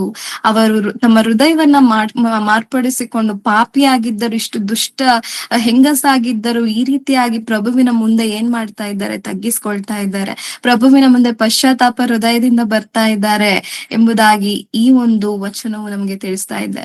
ಈ ರೀತಿಯಾಗಿ ಆಕೆಯ ಹೃದಯ ಬದಲಾವಣೆಯ ಮೂಲಕ ದೇವರನ್ನ ಇಲ್ಲಿ ಆರಾಧನೆ ಮಾಡ್ತಿದ್ದಾರೆ. ದೇವರು ಬಯಸಿದ್ದು ಒಬ್ಬ ಪಾಪಿ ಮನದಿರುಗುವಿಕೆಯನ್ನೇ ಬಯಸಿದ್ದಾರೆ. ಈ ಸ್ತ್ರೀಯ ಜೀವಿತದಲ್ಲಿಯೂ ಸಹ ಅದೇ ನಡೆದಿದೆ. ಇದು ದೇವರ ನಾಮಕ್ಕೆ ಏನ್ ಮಾಡ್ತಾ ಇದೆ, ಮಹಿಮೆ ತರುವಂತ ಕಾರ್ಯವಾಗಿದೆ. ಹಾಗಾದರೆ ಈಕೆ ಮೂಲಕವಾಗಿ ದೇವರ ನಾಮವು ಅದು ಮಹಿಮೆ ಹೊಂದಿದೆ ಎಂಬುದಾಗಿಯೂ ಸಹ ಈ ಒಂದು ಸ್ತ್ರೀಯ ಉದಾಹರಣೆಯಲ್ಲಿ ನಾವು ನೋಡಿಕೊಳ್ಳಬಹುದು. ಆದರೆ ದೇವರಿಗೆ ಒಳಪಟ್ಟು ನಾವು ಆತನನ್ನ ಘನಪಡಿಸ್ತಾ ಇದ್ದೇವೆ. ಈ ಆರಾಧನೆ ಎಂಬ ಈ ಒಂದು ಕಿರುಭಾಗವನ್ನು ಆಲೋಚಿಸುವಾಗ ಅಲ್ಲಿ ದೇವರನ್ನ ಏನೋ ಹೊಗಳಿ ಅದನ್ನ ಪ್ರಕಟಪಡಿಸ್ತಾ ಇದ್ದು ದೇವರನ್ನ ಘನಪಡಿಸ್ತಾ ಇದ್ದೇವೆ. ಆದರೆ ಆರಾಧನೆ ಎಂಬುದಾಗಿ ನೋಡುವಾಗ ಇದು ಅಂತರಂಗಕ್ಕೆ ಸಂಬಂಧಪಟ್ಟಿರುವುದಾದ್ದರಿಂದ ನಾವು ಹೇಗೆ ದೇವರಿಗೆ ಒಳಪಡ್ತಾ ಇದ್ದೇವೆ ಆ ರೀತಿಯಾಗಿ ದೇವರನ್ನ ನಾವು ಮಹಿಮೆ ಪಡಿಸ್ತಾ ಇದ್ದೇವೆ. ಹಾಗಾದರೆ ದೇವರ ಮಾತಿಗೆ ಒಳಪಟ್ಟು ದೇವರ ಮುಂದೆ ನಾವು ತಗ್ಗಿಸಿಕೊಂಡು ನಿಜಕ್ಕೂ ನಾವು ದೇವರನ್ನ ಏನ್ ಮಾಡಬಹುದಾಗಿದೆ, ದೇವರನ್ನ ಮಹಿಮೆ ಪಡಿಸಬಹುದಾಗಿದೆ ಎಂಬುದಾಗಿ ಈ ಒಂದು ವಚನದಲ್ಲಿ ನೋಡಿಕೊಂಡೆವು. ಅದೇ ರೀತಿಯಾಗಿ ನಮಗೆ ಮತ್ತೊಂದು ವಚನವು ನಮಗೆ ಎಲ್ಲ ಸಮಯದಲ್ಲಿಯೂ ನಾವು ಓದಿಕೊಳ್ಳುವಂತ ವಚನವನ್ನ ಈ ಸಮಯದಲ್ಲಿಯೂ ಸಹ ನಾವು ನೋಡಿಕೊಳ್ತಾ ಇದ್ದೇವೆ. ಅದೇ ರೋಮಾಪುರದವರಿಗೆ ಬರೆದ ಪತ್ರಿಕೆ 12ನೇ ಅಧ್ಯಾಯದ ಪ್ರಾರಂಭದ ವಚನವನ್ನ ನಾವು ಓದಿಕೊಳ್ಳೋಣ ಪ್ರಿಯರೇ. ರೋಮಾಪುರದವರಿಗೆ ಬರೆದ ಪತ್ರಿಕೆ 12ನೇ ಅಧ್ಯಾಯದ ಪ್ರಾರಂಭದ ವಚನವನ್ನ ನೋಡಿಕೊಳ್ತಾ ಇದ್ದೇವೆ. ಆದುದರಿಂದ ಸಹೋದರರೇ, ದೇವರ ಕನಿಕರವನ್ನು ನಿಮ್ಮ ನೆನಪಿಗೆ ತಂದು ನಿಮ್ಮನ್ನು ಬೇಡಿಕೊಳ್ಳುವುದೇನೆಂದರೆ, ನೀವು ನಿಮ್ಮ ನಿಮ್ಮ ದೇಹಗಳನ್ನು ದೇವರಿಗೆ ಮೀಸಲಾಗಿಯೂ ಮೆಚ್ಚುಗೆಯಾಗಿರುವ ಸಜೀವ ಯಜ್ಞವಾಗಿ ಅರ್ಪಿಸಿರಿ. ಇದೇ ನಿಮ್ಮ ವಿವೇಕ ಪೂರ್ವಕವಾದಂತಹ ಆರಾಧನೆಯು ಎಂಬುದಾಗಿ ಇಲ್ಲಿ ವಾಕ್ಯದಲ್ಲಿ ಬರೆಸುತ್ತಾ, ಇಹಲೋಕದ ನಡವಳಿಕೆಯನ್ನು ಅನುಸರಿಸದೆ ನೂತನ ಮನಸ್ಸನ್ನು ಹೊಂದಿಕೊಳ್ಳಿ, ಆತ್ಮದಲ್ಲಿ ಹೊಸಬರಾಗಿ. ನಿಜಕ್ಕೂ ದೇವರು ಏನ್ ಮಾಡಿದ್ದಾರೆ, ನಿಮ್ಮ ಒಂದು ಯಜ್ಞಗಳನ್ನ ಬಯಸ್ತಾ ಇಲ್ಲ, ನಿಮ್ಮ ಒಂದು ಹೋರಿಗಳನ್ನ ಬಯಸ್ತಾ ಇಲ್ಲ. ದೇವರು ನಿಮ್ಮ ಹೃದಯವನ್ನು ಬಯಸ್ತಿದ್ದಾರೆ. ನಿಮ್ಮ ದೇಹದ ಮೂಲಕವಾಗಿಯೂ ದೇವರಿಗೆ ಏನ್ ಮಾಡ್ತಾ ಇದ್ದೀರಾ, ಈಗ ನಾವು ಸುಗಂಧ ದ್ರವ್ಯದೋಪಾದಿಯಲ್ಲಿ, ಒಂದು ಯಜ್ಞದೋಪಾದಿಯಲ್ಲಿ ನಮ್ಮನ್ನು ನಾವು ದಹಿಸಿಕೊಂಡವರಾಗಿ, ಎಂದರೆ ನಮ್ಮಲ್ಲಿರುವ ಪಾಪ ಕರ್ಮಗಳನ್ನ, ದೇವರಿಗೆ ಇಷ್ಟ ಇಲ್ಲದ ಕಾರ್ಯಗಳನ್ನ ದಹಿಸಿಕೊಂಡು ಒಂದು ಯಜ್ಞ ರೂಪವಾಗಿ ದೇವರಿಗೆ ನಮ್ಮ ದೇಹಗಳನ್ನ ಸಜೀವ ಯಜ್ಞಗಳಾಗಿ ನಾವು ಸಮರ್ಪಿಸ್ತಾ ಇದ್ದೇವೆ. ಯಾಕೆಂದರೆ ಸಜೀವ ಎಂಬುದಾಗಿ ನಾವು ನೋಡಿದಾಗ ನಾವಿನ್ನ ಜೀವಂತರಾಗಿಯೇ ಇದ್ದು ದೇವರಿಗಾಗಿ ಉರಿದು ಪ್ರಕಾಶಿಸಬೇಕಾಗಿದೆ. ನಮ್ಮ ದೇಹದ ನಿಮಿತ್ತದಿಂದಲೂ ನಾವು ಮಾಡುವ ಕಾರ್ಯಗಳ ಮೂಲಕವಾಗಿಯೂ ನಾವು ದೇವರನ್ನ ಏನ್ ಮಾಡ್ತಾ ಇದ್ದೇವೆ, ವಿವೇಕ ಪೂರ್ವಕದಿಂದ ವಿಧೇಯತೆಯ ಮೂಲಕದಿಂದ ದೇವರನ್ನು ನಾವು ಆರಾಧನೆ ಮಾಡ್ತಾ ಇದ್ದೇವೆ. ಈ ರೀತಿಯಾದಂತಹ ನೂತನ ಸ್ವಭಾವವನ್ನು, ನೂತನ ಮನಸ್ಸನ್ನ ನಾವು ಹೊಂದಿದವರಾಗಿ, ನಾವು ಪರಲೋಕ ಭಾವವನ್ನ ನಾವು ಧರಿಸಿಕೊಂಡವರಾಗಿ ನಮ್ಮ ಹೃದಯದಾಳದಿಂದಲೂ ನಾವು ಏನ್ ಮಾಡ್ತಾ ಇದ್ದೇವೆ, ದೇವರಿಗೆ ಮೆಚ್ಚುವ ರೀತಿಯಲ್ಲಿ ನಾವು ಆತನನ್ನ ನಮ್ಮ ದೇಹದ ನಿಮಿತ್ತವಾಗಿಯೂ ನಮ್ಮ ಹೃದಯದ ನಿಮಿತ್ತವಾಗಿಯೂ ನಾವು ದೇವರನ್ನ ಏನ್ ಮಾಡ್ತಿದ್ದೇವೆ, ಆರಾಧಿಸುತ್ತಿದ್ದೇವೆ. ಈ ರೀತಿಯಾದಂತಹ ಉದ್ದೇಶವನ್ನ ನಾವು ಈ ಒಂದು ಆರಾಧನೆಯಲ್ಲಿ ಇರುವಂತಹ ಮಹತ್ತನ್ನ ಕುರಿತು ನಾವು ತಿಳಿದುಕೊಂಡಿದ್ದೇವೆ. ಒಂದು ಪಾಪಿ ನಿಜವಾಗಲೂ ದೇವರ ಕಡೆಗೆ ತಿರುಗುವಂತದ್ದು, ಒಂದು ಹೃದಯದ ಒಂದು ಮಾರ್ಪಡುವಿಕೆಯನ್ನ ಕುರಿತು ನೋಡುವಂತದ್ದು, ನಾವು ದೇವರ ವಾಕ್ಯಕ್ಕೆ, ಸತ್ಯವಾದ ವಾಕ್ಯಕ್ಕೆ ನಾವು ಒಳಪಟ್ಟು ನಡೆದುಕೊಳ್ಳುವಂತದ ಮೂಲಕ ಸಲ್ಲಿಸುವಂತಹ ಆರಾಧನೆಯ ಕುರಿತು ಈ ಹೊಸ ಒಡಂಬಡಿಕೆಯಲ್ಲಿ ನಾವು ಪ್ರಭುವಿನ ಉದ್ದೇಶವಾಗಿ ನೋಡಿಕೊಂಡಿದ್ದೇವೆ ಪ್ರಿಯರೇ. ಹಾಗಾದರೆ ಸ್ತುತಿಗೂ ಆರಾಧನೆಗೂ ಮುಖ್ಯ ಉದ್ದೇಶಗಳು ಅಥವಾ ಮುಖ್ಯವಾದಂತಹ ವ್ಯತ್ಯಾಸಗಳು ಏನಾದರೂ ಇದೆ ಎಂದರೆ, ನಾವು ಇದನ್ನು ಸ್ತುತಿಯ ಮೂಲಕ ಸಾರಿದಾಗ ಅನೇಕರು ದೇವರನ್ನ ಏನ್ ಮಾಡುವಂತದ್ದು, ಅಂಗೀಕರಿಸುವಂತದ್ದು, ನಂಬುವಂತದ್ದು, ದೇವರು ಇಂಥವರ ಎಂಬುದಾಗಿ ನಮ್ಮ ಘೋಷಣೆ ಮೂಲಕ ತಿಳಿದುಕೊಳ್ಳುವಂತದ್ದಾಗಿದೆ. ಆದರೆ ಆರಾಧನೆ ಮೂಲಕ ನಮ್ಮ ಜೀವಿತವನ್ನ ನೋಡಿ ಅನೇಕರು ದೇವರನ್ನ ತಿಳಿದುಕೊಳ್ಳುವಂತದ್ದಾಗಿದೆ. ಈ ಮುಖ್ಯ ಕೀ ಡಿಫ್ರೆನ್ಸ್ ಅನ್ನ ನಾವು ನೋಡಬೇಕಾಗುತ್ತದೆ, ಇದನ್ನ ನಾವು ತಿಳಿದುಕೊಳ್ಳಬೇಕಾಗುತ್ತದೆ ಪ್ರಿಯರೇ. ಹಾಗಾದರೆ ಇದರಲ್ಲಿ ಏನ್ ಬಂತು, ಹೊಗಳಿಕೆ ಬಂತು. ಹೊಗಳಿಕೆ ಮೂಲಕ ನಾವು ಪ್ರಕಟಿಸ್ತಾ ಇದ್ದೇವೆ. ಅದರ ಮೂಲಕ ಜನರು ಏನ್ ಮಾಡ್ತಾ ಇದ್ದಾರೆ, ದೇವರನ್ನ ತಿಳಿದುಕೊಳ್ತಾ ಇದ್ದಾರೆ. ಆದರೆ ಈ ಒಂದು ಆರಾಧನೆಯ ಕ್ರಮದಲ್ಲಿ ನಾವು ಅದನ್ನ ಕಂಪ್ಲೀಟ್, ಇದು ನಮ್ಮ ಒಂದು ಆತ್ಮಕ್ಕೆ ಒಳಪಟ್ಟಿದ್ದಾಗಿಯೂ ನಾವು ನಮ್ಮ ಜೀವಿತಗಳನ್ನ ಮಾರ್ಪಡಿಸಿಕೊಂಡು ಪ್ರಭುವಿಗಾಗಿ ನಾವು ಜೀವಿಸುವುದರ ಮೂಲಕ ಅನೇಕರು ಇದನ್ನ ನೋಡಿ ತಿಳಿದುಕೊಂಡು ತಮ್ಮ ಜೀವಿತಗಳನ್ನ ದೇವರಿಗೆ ಸಮರ್ಪಣೆ ಮಾಡುವಂತಹದ ಆ ಉದ್ದೇಶದರ ನಿಮಿತ್ತ ಆರಾಧನೆಗೂ ಸ್ತುತಿಗೂ ಇರುವಂತಹ ಒಂದು ಮುಖ್ಯವಾದಂತಹ ಡಿಫರೆನ್ಸ್ ಅನ್ನ ನಾವು ಈ ಒಂದು ಅಂಶದ ಮೂಲಕ ನೋಡಿಕೊಳ್ತಾ ಇದ್ದೇವೆ. ಈ ಒಂದು ಉದ್ದೇಶವನ್ನ ನಮ್ಮ ಜೀವಿತದಲ್ಲಿ, ಈ ಎರಡೂ ಸಹ ನಮ್ಮ ಜೀವಿತದಲ್ಲಿ ಇರಬೇಕಾಗುತ್ತದೆ. ಸ್ತುತಿಯ ಮೂಲಕ ದೇವರನ್ನ ನಾವು ಪ್ರಕಟಿಸುವಂತದ್ದು ಮತ್ತು ನಾವು ಸ್ವತಃವಾಗಿ ನಮ್ಮ ಜೀವಿತಗಳನ್ನು ಬದಲಾಯಿಸಿಕೊಂಡು ನಾವು ದೇವರನ್ನ ಇತರರಿಗೆ ಪ್ರಕಟಪಡಿಸುವಂತದ್ದು ಎಂಬುದಾಗಿ ಈ ಒಂದು ಅಂಶದಲ್ಲಿ ಈ ಒಂದು ವಿಷಯಗಳನ್ನ ತಿಳಿದುಕೊಳ್ತಾ ಇದ್ದೇವೆ ಪ್ರಿಯರೇ. ಅದೇ ರೀತಿಯಾಗಿ ಆ ಒಂದು ಭಿನ್ನತೆಗಳನ್ನ ನಾವು ನೋಡಬಹುದು. ಇದರಲ್ಲಿ ಘನ, ಹೊಗಳಿಕೆ ಮತ್ತು ಉಪಕಾರ ಸ್ಮರಣೆ ಒಂದು ಸಾಕ್ಷ್ಯ ರೂಪದಲ್ಲಿ ದೇವರನ್ನ ತೋರಿಸ್ತಾ ಇದ್ದೇವೆ. ಆರಾಧನೆಯಲ್ಲಿ ನಾವು ಸತ್ಯ ಮಾರ್ಗವನ್ನು ಅನುಸರಿಸಿ ಆತ್ಮಿಕವಾಗಿ ಹೊಸಬರಾಗಿ ನಾವು ದೇವರನ್ನ ಏನ್ ಮಾಡ್ತಾ ಇದ್ದೇವೆ, ಮಹಿಮೆ ಪಡಿಸ್ತಾ ಇದ್ದೇವೆ. ಇದರಲ್ಲಿ ದೇವರ ಕಾರ್ಯಗಳನ್ನ, ಗುಣಗಳನ್ನ ನಾವು ವರ್ಣನೆ ಮಾಡ್ತಿದ್ದೇವೆ. ಆದ್ರೆ ಈ ಒಂದು ಆರಾಧನೆ ಭಾಗದಲ್ಲಿ ನಾವು ದೇವರಿಗೆ ಒಳಪಟ್ಟು ದೇವರನ್ನ ಆರಾಧನೆ ಮಾಡ್ತಿದ್ದೇವೆ. ಹಾಗಾದ್ರೆ ಇದರಲ್ಲಿ ನಮಗೆ ಸಂತೋಷ, ನಂಬಿಕೆಯೊಡನೆ ನಾವು ಇತರರಿಗೆ ದೇವರ ಒಂದು ಕುರಿತು ನಾವು ಸಾರ್ತಾ ಇದ್ದೇವೆ. ಆದರೆ ಇಲ್ಲಿ ಬಂದು ನಾವು ನಮ್ಮ ನಂಬಿಕೆಯ ಮೂಲಕ ನಾವು ಹೇಗೆ ಭಕ್ತಿಯಲ್ಲಿ ನಿಂತುಕೊಂಡಿದ್ದೇವೆ, ಇದರ ಮೂಲಕವಾಗಿ ದೇವರ ಆಜ್ಞೆಗಳನ್ನ ನಾವೇನ್ ಮಾಡ್ತಿದ್ದೇವೆ, ನೆರವೇರಿಸುತ್ತಾ ದೇವರನ್ನ ಪ್ರಕಟಪಡಿಸ್ತಾ ಇದ್ದೇವೆ ನಮ್ಮ ಒಂದು ಜೀವಿತದ ಮೂಲಕ ಎಂಬುದಾಗಿ ಸ್ತುತಿ ಮತ್ತು ಆರಾಧನೆಯನ್ನ ಕುರಿತಿರುವ ವ್ಯತ್ಯಾಸಗಳನ್ನ ಈ ಒಂದು ಭಾಗದಲ್ಲಿ ನಾವು ತಿಳಿದುಕೊಳ್ತಾ ಇದ್ದೇವೆ. ಅದೇ ರೀತಿಯಾಗಿ ಹೇಗೆ ನಾವು ದೇವರನ್ನ ಸ್ತುತಿಸಿ ನಾವು ಆರಾಧನೆ ಮಾಡಬಹುದು, ಇದಕ್ಕೆ ಏನಾದ್ರೂ ಕೆಲವು ದೃಷ್ಟಾಂತಗಳು ಅಥವಾ ಎಕ್ಸಾಂಪಲ್ಸ್ ಅನ್ನು ನಾವು ಇದೆ ಅಂತ ನೋಡುವಾಗ ಖಂಡಿತವಾಗಿ ವಾಕ್ಯವನ್ನ ಓದಿ ಅದನ್ನ ನಾವು ತಿಳಿದುಕೊಳ್ಳುತ್ತಾ ಹೋಗೋಣ ಪ್ರಿಯರೇ. ಈ ಒಂದು ಭಾಗದಲ್ಲಿ ನಾವು ಯಾವ ಒಂದು ದ್ವಾರದ ಮೂಲಕ ದೇವರನ್ನು ನಾವು ಸ್ತುತಿಸಬಹುದು ಎಂಬುದಾಗಿ, ಕೀರ್ತಿಸಬಹುದು ಎಂಬುದಾಗಿ ನೋಡಿಕೊಳ್ತಾ ಇದ್ದೇವೆ ಪ್ರಿಯರೇ. ಮೊದಲನೇದಾಗಿ ಕೀರ್ತನೆಗಳು 150ನೇ ಅಧ್ಯಾಯವನ್ನ ನಾವು ತೆಗೆದುಕೊಳ್ಳೋಣ. ಕೀರ್ತನೆಗಳು 150ನೇ ಅಧ್ಯಾಯವನ್ನ ನಾವು ನೋಡಿದಾಗ 1ನೇ ವಚನದಿಂದ ಓದಿಕೊಳ್ಳೋಣ. ಯಾಹೋವನಿಗೆ ಸ್ತೋತ್ರ, ದೇವರನ್ನು ಆತನ ಪರಿಶುದ್ಧಾಲಯದಲ್ಲಿ ಸ್ತುತಿಸಿರಿ. ಆತನ ಶಕ್ತಿ ಪ್ರದರ್ಶಕವಾದ ಆಕಾಶ ಮಂಡಲದಲ್ಲಿ ಆತನನ್ನು ಸ್ತುತಿಸಿರಿ. ಆತನ ಮಹತ್ ಕಾರ್ಯಗಳಿಗಾಗಿ ಆತನನ್ನು ಸ್ತುತಿಸಿರಿ. ಆತನ ಮಹಾಪ್ರಭಾವಕ್ಕೆ ಸರಿಯಾಗಿ ಆತನನ್ನು ಸ್ತುತಿಸಿರಿ. ಕೊಂಬೂದುತ್ತಾ ಆತನನ್ನು ಸ್ತುತಿಸಿರಿ. ಸ್ವರ ಮಂಡಲ ಕಿನ್ನರಿಗಳಿಂದ ಆತನನ್ನು ಸ್ತುತಿಸಿರಿ. ದಮ್ಮಡಿ ಬಡಿಯುತ್ತಾ ಕುಣಿಯುತ್ತಾ ಆತನನ್ನು ಸ್ತುತಿಸಿರಿ. ತಂತಿ ವಾತಿಗಳಿಂದಲೂ ಕೊಳಲುಗಳಿಂದಲೂ ಆತನನ್ನು ಸ್ತುತಿಸಿರಿ. ತಾಳದಿಂದ ಆತನನ್ನು ಸ್ತುತಿಸಿರಿ. ಝಲ್ಲರಿಯಿಂದ ಆತನನ್ನು ಸ್ತುತಿಸಿರಿ. ಶ್ವಾಸವಿರುವುದೆಲ್ಲವೂ ಯೆಹೋವನನ್ನು ಸ್ತುತಿಸಲಿ. ಯಾಹೋವನಿಗೆ ಸ್ತೋತ್ರ. ಹಾಗಾದ್ರೆ ಇಲ್ಲಿ ನಾವು ನೋಡುವಾಗ ಏನಿಷ್ಟು ವೆರೈಟಿ ಆದಂತ ಇನ್ಸ್ಟ್ರೂಮೆಂಟ್ಸ್ ಅನ್ನ ಯೂಸ್ ಮಾಡಿ ದೇವರನ್ನ ಸ್ತುತಿಸಿರಿ ಎಂಬುದಾಗಿ ಹೇಳಿದ್ದಾರೆ. ಖಂಡಿತವಾಗಿ ನಾವು ಪರಲೋಕದಲ್ಲಿ ನೋಡುವಾಗ ಅಲ್ಲಿ ಹೇಗೆ ಎಲ್ಲ ಸ್ತುತಿಯ ಟೀಮ್ ಏನಿರುತ್ತದೆ, ಹೇಗೆ ಅವರು ಆರಾಧಿಸ್ತಿದ್ದಾರೆ, ಹೇಗೆ ಅವರು ದೇವರನ್ನ ಮಹಿಮೆ ಪಡಿಸ್ತಿದ್ದಾರೆ, ಅವರ ರೆಕ್ಕೆಗಳನ್ನ ಬಡಿದಾಗಲೇ ಆ ಒಂದು ಸ್ವರಗಳು, ಒಂದು ಇನ್ಸ್ಟ್ರೂಮೆಂಟಲ್ ಮ್ಯೂಸಿಕ್ ಉತ್ಪತ್ತಿ ಆಗುವಂತದ್ದು, ಇದನ್ನೆಲ್ಲ ನೋಡುವಾಗ ಖಂಡಿತವಾಗಿ ದೇವರಿಗೆ ಅದೆಲ್ಲವೂ ಸಹ ಪ್ರಿಯವಾಗಿರುವುದಕ್ಕೆ ಅದೆಲ್ಲವೂ ಸಹ ನಾವು ನೋಡ್ಕೊಳ್ಳಬಹುದು. ಆದರೆ ನಾವು ಹೇಗೆ ದೇವರನ್ನ ತಂತಿ ವಾದ್ಯಗಳಿಂದಲೂ ಸ್ವರಮಂಡಲ ಕಿನ್ನರಿ ಜಲ್ಲರಿಗಳಿಂದ ದಮ್ಮಡಿ ಬಡಿಯುತ್ತ ದೇವರನ್ನು ಆರಾಧಿಸಬಹುದಂದ್ರೆ ಖಂಡಿತವಾಗಿ ನಾವು ಇದರ ದ್ವಾರದ ಮೂಲಕ ದೇವರನ್ನ ನಾವು ಕೀರ್ತಿಸಬಹುದು, ದೇವರನ್ನ ಮಹಿಮೆ ಪಡಿಸುವುದು. ನಿಜವಾಗಲೂ ಇದರ ಮೂಲಕವಾಗಿಯೂ ನಾವು ದೇವರನ್ನ ಆರಾಧನೆ ಮಾಡುವಂತದ್ದು ಅಥವಾ ದೇವರನ್ನ ನಾವು ಏನ್ ಮಾಡಬಹುದು, ಸ್ತುತಿಯ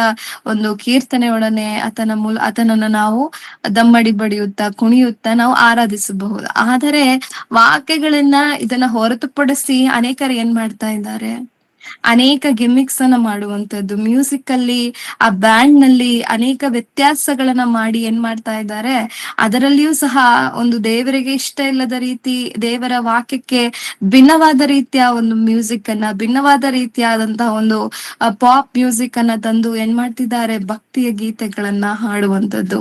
ಅನೇಕರು ನೋಡುವಾಗ ಟ್ಯೂನೇ ಡಿಫ್ರೆಂಟ್ ಆಗಿ ಇರುವಂತ ಕಾರ್ಯವನ್ನ ನೋಡಿದಾಗ ಅದರಲ್ಲಿ ಬರುವಂತಹ ಹೈ ಬೀಟ್ಸ್ ಇಂದ ನಾವು ಒಬ್ಬರನ್ನ ಹೆಚ್ಚಿಸುವಂತದ್ದು, ಒಬ್ಬರನ್ನ ಹೆಬ್ಬಿಸುವಂತದ್ದು, ಮತ್ತು ಲೋ ಟ್ಯೂನ್ ಮಾಡಿ ಒಬ್ಬರನ್ನ ಅವರು ಏನ್ ಮಾಡಬಹುದು, ಎಮೋಷನಲ್ ಮಾಡುವಂತದ್ದು. ಇದೆಲ್ಲವನ್ನ ಬಿಟ್ಟು ನಿಜವಾದ ಮನಸ್ಸಿನಿಂದ ದೇವರನ್ನ ಈ ರೀತಿಯಾದ ಮ್ಯೂಸಿಕಲ್ ಇನ್ಸ್ಟ್ರೂಮೆಂಟ್ಸ್ ಇಂದ ಖಂಡಿತವಾಗಿ ನಾವು ಮಹಿಮೆ ಪಡಿಸಬಹುದು.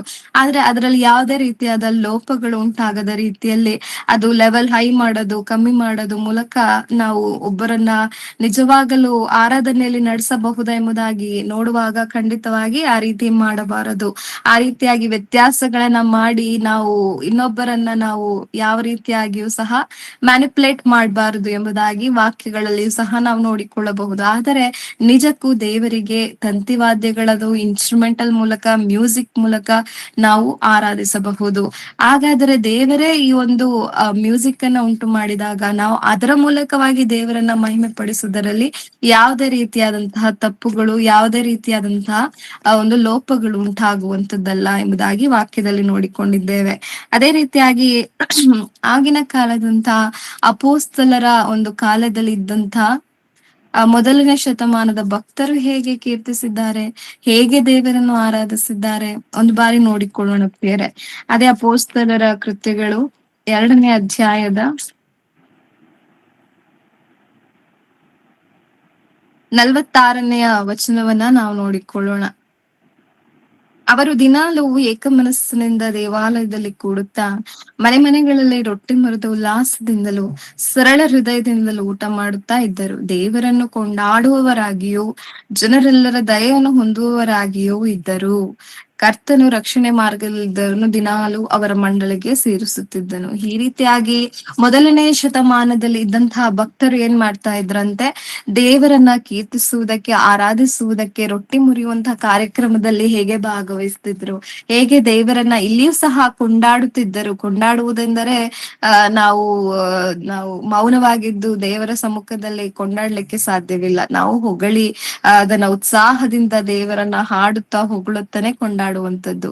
ಹಾಗೆಯೇ ಇಲ್ಲಿಯೂ ಸಹ ಅದೇ ರೀತಿಯಾಗಿ ಭಕ್ತರು ಏನ್ ಮಾಡ್ತಿದ್ದಾರೆ, ಶ್ರದ್ಧೆ ವಿನಯದಿಂದಲೂ ಅದು ಕ್ರಮಬದ್ಧವಾಗಿಯೂ ದೇವರನ್ನ ಹೇಗೆ ಆರಾಧಿಸ್ತಾ ಇದ್ರು, ದೇವರನ್ನ ಹೇಗೆ ಮಹಿಮೆ ಪಡಿಸ್ತಾ ಇದ್ರು, ಕೊಂಡಾಟ ಮಾಡ್ತಾ ಇದ್ರು ಎಂಬುದಾಗಿ ಈ ವಚನದಲ್ಲಿ ನಾವು ನೋಡಿಕೊಂಡಿದ್ದೇವೆ.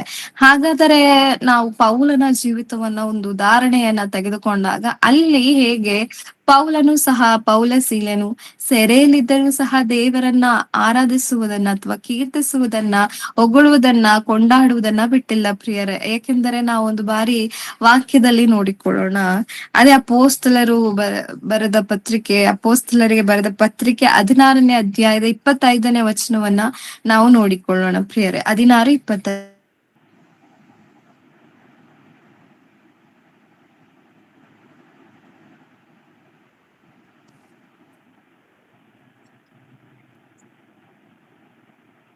ಮಧ್ಯರಾತ್ರಿಯಲ್ಲಿ ಪೌಲನು ಸೀಲನು ಪ್ರಾರ್ಥನೆ ಮಾಡುವವರಾಗಿ ದೇವರಿಗೆ ಸ್ತುತಿಪದಗಳನ್ನು ಹಾಡುತ್ತಿದ್ದರು. ಸೆರೆಯಲ್ಲಿದ್ದವರು ಲಕ್ಷ್ಯವಿಟ್ಟು ಕೇಳುತ್ತಿದ್ದರು ಎಂಬುದಾಗಿ ಇಲ್ಲಿ ವಚನವು ಬರೆಯಲ್ಪಟ್ಟಿದೆ. ಹಾಗಾದ್ರೆ ಇಲ್ಲಿ ಪೌಲನು ಸೀಲರು ಏನ್ ಮಾಡ್ತಾ ಇದ್ದಾರೆ, ದೇವರನ್ನ ಮಧ್ಯರಾತ್ರಿಯಲ್ಲಿ ಎದ್ದು ಏನ್ ಮಾಡ್ತಿದ್ದಾರೆ, ಸ್ತುತಿಸ್ತಾ ಇದ್ದಾರೆ, ಕೀರ್ತಿಸ್ತಾ ಇದ್ದಾರೆ. ಹಾಗಾದ್ರೆ ಅವರು ಅವರ ಜೀವಿತದಲ್ಲಿ ಸುವಾರ್ತೆಯನ್ನ, ಕಾರ್ಯಗಳನ್ನ ಮಾಡ್ತಾ ಇರ್ಲಿಲ್ವಾ? ಖಂಡಿತವಾಗಿ ಮಾಡ್ತಾ ಇದ್ರು. ಹಾಗಾದ್ರೆ ಬೇರೆದರ ನಿಮಿತ್ತವಾಗಿ ದೇವರನ್ನ ಪ್ರಕಟಪಡಿಸುತ್ತಿದ್ರು, ತಮ್ಮ ಜೀವಿತದ ಮೂಲಕವಾಗಿ ದೇವರನ್ನ ಪ್ರಕಟಪಡಿಸ್ತಿದ್ರು. ಅದೇ ರೀತಿಯಾಗಿ ಸ್ತುತಿಯ ಮೂಲಕವೂ ಆರಾಧನೆ ಮೂಲಕವೂ ಏನ್ ಮಾಡ್ತಾ ಇದ್ದಾರೆ, ದೇವರನ್ನ ಇಲ್ಲಿ ಮಹಿಮೆ ಪಡಿಸುವಂತದ್ದಾಗಿದೆ ಎಂಬುದಾಗಿ ಅವರ ಜೀವಿತಗಳಲ್ಲಿಯೂ ಸಹ ನಾವು ನೋಡಬಹುದು. ಹಾಗಾದರೆ ಆರಾಧನೆ ಮಾಡುವಾಗ ಈ ಸ್ತುತಿಯನ್ನ ಅಥವಾ ಇಷ್ಟೊಂದು ಹೊಗಳಿ ನಾವು ಕುಣಿದು ದೇವರನ್ನ ಕೊಂಡಾಡುವ ಅವಶ್ಯಕತೆ ಇಲ್ಲ. ನಾವು ಬರೀ ಮೌನವಾಗಿದ್ಬಿಟ್ಟು ಯಾವುದೇ ಯಾವುದೇ ರೀತಿಯಾಗಿ ಒಂದು ಚಪ್ಪಾಳೆ ಹೊಡೆಯದೆ, ಯಾವುದೇ ರೀತಿಯಾದಂತಹ ಒಂದು ದೇವರ ಇನ್ಸ್ಟ್ರೂಮೆಂಟ್ಸ್ ಯೂಸ್ ಮಾಡದೆ, ಮ್ಯೂಸಿಕ್ ಯೂಸ್ ಮಾಡದೆ, ನಾವು ಮೌನವಾಗಿ ನಿಂತ್ಕೊಂಡು ನಾವು ಆರಾಧನೆ ಮಾಡ್ತೀವಿ, ನಾವು ಸ್ತುತಿಸ್ತೀವಿ ಅಂದರೆ ನಾವು ಏನ್ ಮಾಡ್ತಾ ಇದ್ದೇವೆ? ಸ್ತುತಿಯ ರೂಪದಲ್ಲಿರುವ ಆರಾಧನೆಯನ್ನ ನಾವ್ ಏನ್ ಮಾಡ್ತಿದ್ದೇವೆ? ಅದು ಕಂಪ್ಲೀಟ್ ಆಗಿ ಅದನ್ನ ನಿಷೇಧ ಮಾಡ್ಬಿಡ್ತಿದ್ದೇವೆ. ಹಾಗಾದ್ರೆ ನಮ್ಮ ಜೀವಿತದಲ್ಲಿ ಹಾಗೆ ಇರಬಾರ್ದಲ್ಲವಾ? ಯಾಕೆಂದ್ರೆ ಒಂದು ಭಕ್ತರ ಜೀವಿತದಲ್ಲಿ ಆರಾಧನೆಯ ಭಾಗದಲ್ಲಿ ಎಂಬುದಾಗಿಯೂ ನೋಡಿದಾಗ ಸ್ತುತಿಯು ಸಹ ಎಷ್ಟು ಇಂಪಾರ್ಟೆಂಟ್ ಆಗಿದೆ. ಮತ್ತು ನಮ್ಮ ಒಂದು ಆತ್ಮೀಕವಾದ ರೀತಿಯಲ್ಲಿ ನಾವು ದೇವರಿಗೆ ಸಮರ್ಪಿಸಿಕೊಡುವಂತ ಆರಾಧನೆ ಎಷ್ಟು ಇಂಪಾರ್ಟೆಂಟ್ ಆಗಿದೆ. ಆರಾಧನೆಯ ನಿಜವಾದಂತ ಉದ್ದೇಶ ಮತ್ತು ಸ್ತುತಿಯ ಉದ್ದೇಶ ಇದನ್ನೆಲ್ಲವನ್ನ ತಿಳಿದುಕೊಂಡಾಗ ಖಂಡಿತವಾಗಿ ನಮ್ಮ ಜೀವಿತದಲ್ಲಿಯೂ ಸಹ ನಾವು ಸ್ತುತಿಗೂ ಮತ್ತು ಆರಾಧನೆಗೂ ಈಕ್ವಲ್ ಆಗಿ ಇಂಪಾರ್ಟೆನ್ಸ್ ಕೊಟ್ಟು ದೇವರನ್ನ ನಾವು ಮಹಿಮೆ ಪಡಿಸಬೇಕು. ಅನೇಕರ ಮುಂದೆ ದೇವರನ್ನ ಹೊಗಳಿ ಕೊಂಡಾಡಬೇಕು. ಅದನ್ನ ನೋಡಿ ಅನೇಕರು ತಿಳಿದುಕೊಳ್ಳುವಂತದ್ದು ಮತ್ತು ಕೆಲವು ನಮ್ಮ ಜೀವಿತಗಳನ್ನ ನೋಡಿ ಅನೇಕರು ದೇವರನ್ನ ತಿಳಿದುಕೊಳ್ಳಬೇಕು. ಈ ಉದ್ದೇಶಗಳನ್ನ ನಮ್ಮ ಜೀವಿತದಲ್ಲಿ ನಾವು ನೆರವೇರಿಸುವವರಾಗಿರಬೇಕಾಗಿರುತ್ತೆ ಪ್ರಿಯರೇ. ಹಾಗಾದ್ರೆ ಈ ಒಂದು ತಂತಿವಾದಿಗಳ ಮೂಲಕವಾಗಿಯೂ ದೇವರನ್ನ ಇನ್ಸ್ಟ್ರೂಮೆಂಟ್ಸ್, ಮ್ಯೂಸಿಕ್ ಇದೆಲ್ಲದರ ಮೂಲಕವಾಗಿ ನಾವು ಆರಾಧಿಸಬಹುದು. ಮತ್ತು ಅನೇಕ ಪತ್ರಿಕೆಗಳಲ್ಲಿ ನೋಡುವಾಗ ಅನೇಕ ಭಕ್ತರು ಏನ್ ಮಾಡ್ತಾ ಇದ್ದಾರೆ? ಎದ್ದು ನಿಂತ್ಕೊಂಡು ಚಪ್ಪಾಳೆಯನ್ನ ಬಡದು ದೇವರನ್ನ ಏನ್ ಮಾಡ್ತಾ ಇದ್ದಾರೆ? ಕೈಗಳನ್ನ ಎತ್ತಿ ಆರಾಧಿಸುವುದು, ಮೊಣಕಾಲೂರಿ ನಿಂತು ದೇವರನ್ನ ಏನ್ ಮಾಡ್ತಾ ಇದ್ದಾರೆ? ಸ್ತುತಿಗಳನ್ನ ಹೇಳುವಂತದ್ದು, ಕೃತಜ್ಞತೆಗಳನ್ನ ಸಲ್ಲಿಸುವಂತದ್ದು. ಇದೆಲ್ಲವೂ ನಮ್ಮ ದೇಹದಲ್ಲಿ ಒಂದು ಪೋಸ್ಚರ್ ನ ಮಾಡಿ ಆ ನಾವು ಚಪ್ಪಾಳೆಯನ್ನ ಹೊಡೆದಾಗಿಯೂ ಅಥವಾ ಮೊಣಕಾಲನ್ನ ಹುರಿಯಾಗಿ ಕೈಗಳನ್ನ ಮೇಲೆ ಎತ್ತಿ ದೇವರನ್ನ ಆರಾಧಿಸುವಂತದ್ದು ಅಥವಾ ಸ್ಮರಿಸುವಂತದ್ದು ಇದೆಲ್ಲವನ್ನ ಸಹ ನಾವು ನೋಡಿಕೊಳ್ತಾ ಇದ್ದೇವೆ. ಆದ್ರೆ ಇವತ್ತು ನಾವು ಬರೀ ಇವೆರಡರ ಡಿಫ್ರೆನ್ಸ್ ಮತ್ತು ಇದರ ಎರಡರ ಮಹತ್ವವನ್ನು ನೋಡಿಕೊಳ್ಳೋದ್ರ ಮೂಲಕವಾಗಿ ನಾನು ಸುಮ್ಮನೆ ಅದನ್ನ ಬ್ರೀಫ್ ಆಗಿ ನಾನು ಹೇಳಿರುವಂತದ್ದಾಗಿದೆ ಪ್ರಿಯರೇ. ಕೆಲವು ಸಮಯ ಸಿಕ್ಕಾಗ ಅದು ಡೀಟೇಲ್ ಆಗಿ ಹೇಗೆ ನಾವು ಕ್ರಿಯೆ ಮೂಲಕ ಯಾವ ಯಾವ ಮೂಲವಾಗಿ ನಾವು ದೇವರನ್ನ ಆರಾಧಿಸಬಹುದು, ಚಪ್ಪಾಳೆ ಮೂಲಕ ನಾವು ಹೇಗೆ ದೇವರನ್ನ ಸ್ತುತಿಸಿಕೊಳ್ಳಬಹುದು, ಇದೆಲ್ಲವನ್ನು ಸಹ ನಾವು ನೋಡಿಕೊಳ್ಳೋಣ. ಅದೇ ರೀತಿಯಾಗಿ ಮತ್ತೊಂದು ವಚನವನ್ನ ನಾವು ನೋಡಿಕೊಳ್ಳೋಣ. ಕೀರ್ತನೆಗಳು, ಅದೇ ಕೀರ್ತನೆಗಳ ಒಂದು 98ನೇ ಅಧ್ಯಾಯದ ಮೊದಲನೇ ಪ್ರಾರಂಭದ ವಚನಗಳನ್ನು ನೋಡಿಕೊಳ್ಳೋಣ. ಯೆಹೋವನಿಗೆ ಹೊಸ ಕೀರ್ತನೆಯನ್ನು ಹಾಡಿರಿ, ಆತನು ಅದ್ಭುತ ಕೃತ್ಯಗಳನ್ನು ನಡೆಸಿದ್ದಾನೆ. ಆತನ ಬಲಗೈಯು ಪರಿಶುದ್ಧ ಬಾಹುವು ಜಯವನ್ನು ಉಂಟು ಮಾಡುತ್ತದೆ. ಯೆಹೋವನು ತನ್ನ ರಕ್ಷಣೆಯನ್ನು ಪ್ರಕಟಿಸಿದ್ದಾನೆ, ಜನಾಂಗಗಳೆದುರಿಗೆ ತನ್ನ ನೀತಿಯನ್ನು ತೋರ್ಪಡಿಸಿದ್ದಾನೆ. ಈ ರೀತಿಯಾಗಿ ದೇವರನ್ನ ಕುರಿತು ಅವರ ಕಾರ್ಯಗಳನ್ನ, ಗುಣಗಳನ್ನ, ಪ್ರೀತಿ ಸತ್ಯತೆಗಳನ್ನ ನೆನಪು ಮಾಡಿಕೊಂಡು ಭಕ್ತನ ಏನ್ ಮಾಡ್ತಿದ್ದಾರೆ? ದೇವರನ್ನ ಸ್ಮರಿಸ್ತಿರುವಂತದ್ದು. ಅದೇ ರೀತಿಯಾಗಿ ಮತ್ತೊಂದು ಅದೇ ವಚನದಲ್ಲಿ ನೋಡುವಾಗ ಕೀರ್ತನೆಯ 47ನೇ ವಚನದ ಪ್ರಾರಂಭದ ವಚನವನ್ನ ನೋಡೋಣ. ಸರ್ವ ಜನಾಂಗಗಳಿರ ಚಪ್ಪಾಳೆ ಹೊಡೆಯಿರಿ, ಆರ್ಭಟದಿಂದ ದೇವರಿಗೆ ಜಯಘೋಷ ಮಾಡಿರಿ. ಪರಾತ್ಪರನಾದ ದೇವರು ಭಯಂಕರನಾಗಿದ್ದಾನೆ, ಆತನು ಭೂಲೋಕವೆಲ್ಲ ರಾಜನಾಗಿದ್ದಾನೆ. ಇದನ್ನು ಸಹ ನೋಡುವಾಗ ದೇವರನ್ನ ನಾವು ಏನ್ ಮಾಡ್ತಾ ಇದ್ದೇವೆ? ಸ್ವರಗಳ ಮೂಲಕವಾಗಿ, ಚಪ್ಪಾಳೆಯ ಮೂಲಕವಾಗಿ ದೇವರನ್ನ ಕೀರ್ತಿಸ್ತಿದ್ದೇವೆ, ದೇವರನ್ನ ಕೊಂಡಾಡ್ತಿದ್ದೇವೆ. ಹಾಗಾದ್ರೆ ಸತ್ಯವೇದದಲ್ಲಿ ಇಷ್ಟು ಉದಾಹರಣೆಗಳು, ಇಷ್ಟು ಆರಾಧನೆ ಕ್ರಮಗಳು ಹೇಗೆ ಮಾಡ್ತಾ ಇದ್ದರು? ಮೊದಲನೇ ಶತಮಾನದಲ್ಲಿದ್ದ ಭಕ್ತರು ಹೇಗೆ ಸ್ತುತಿಸ್ತಾ ಇದ್ರು? ಪೌಲ ಶೀಲನು ಹೇಗೆ ಸ್ತುತಿಸ್ತಿದ್ರು? ಅಥವಾ ಆರಾಧನೆ ಎಂಬುದು ಹೇಗೆ ಸಲ್ಲಿಸಬೇಕಾಗ್ತದೆ? ಈ ಎಲ್ಲಾ ಉದಾಹರಣೆಗಳನ್ನ ನಾವು ನೆನಪಿನಲ್ಲಿಟ್ಟುಕೊಂಡು ನಾವು ಖಂಡಿತವಾಗಿ ನಾವು ಉದ್ದೇಶವನ್ನ ನೆರವೇರಿಸುವಂತಹ ಜೀವಿತಗಳನ್ನ ನಾವು ಖಂಡಿತ ಮಾಡಬೇಕಾಗುತ್ತದೆ. ಅದರ ಮೂಲಕವಾಗಿ ತರ್ಕಗಳನ್ನ ಮಾಡಿಕೊಂಡು ಇದು ಸರಿ ಇಲ್ಲ, ಇದು ಸರಿ ಇಲ್ಲ, ಇದು ಕ್ರಮವಿಲ್ಲ, ಅದು ಕ್ರಮವಿಲ್ಲ ಎಂಬುದಾಗಿ ನಮ್ಮ ಜೀವಿತಾದ್ಯಂತ ಬರೀ ಕಂಪ್ಲೇಂಟ್ಸ್ ಅನ್ನ ಮಾಡಿಕೊಂಡು ಇನ್ನೊಬ್ಬರನ್ನ ಕುರಿತು ಈ ರೀತಿಯಾದಂತಹ ಗೊಂದಲಗಳನ್ನ ಎಬ್ಬಿಸಿ ಈ ರೀತಿಯಾದ ಕಾರ್ಯಗಳನ್ನ ಮಾಡದೆ ನಾವೇನ್ ಮಾಡ್ಬೇಕು? ವಾಕ್ಯಕ್ಕೆ ತಗ್ಗಿಸಿಕೊಳ್ಳಬೇಕು. ವಾಕ್ಯದಲ್ಲಿ ಸ್ತುತಿಯೂ ಸಹ ಇರುವಂತದ್ದು, ಆರಾಧನೆಯೂ ಸಹ ಇರುವಂತದ್ದು. ಅದಕ್ಕಿರುವಂತಹ ಮಹತ್ವಗಳನ್ನು ದೇವರು ಬರೆಸಿದ್ದಾರೆ, ಆರಾಧನೆಗೆ ಇರುವಂತಹ ಮಹತ್ವವನ್ನು ದೇವರು ಬರೆಸಿದ್ದಾರೆ.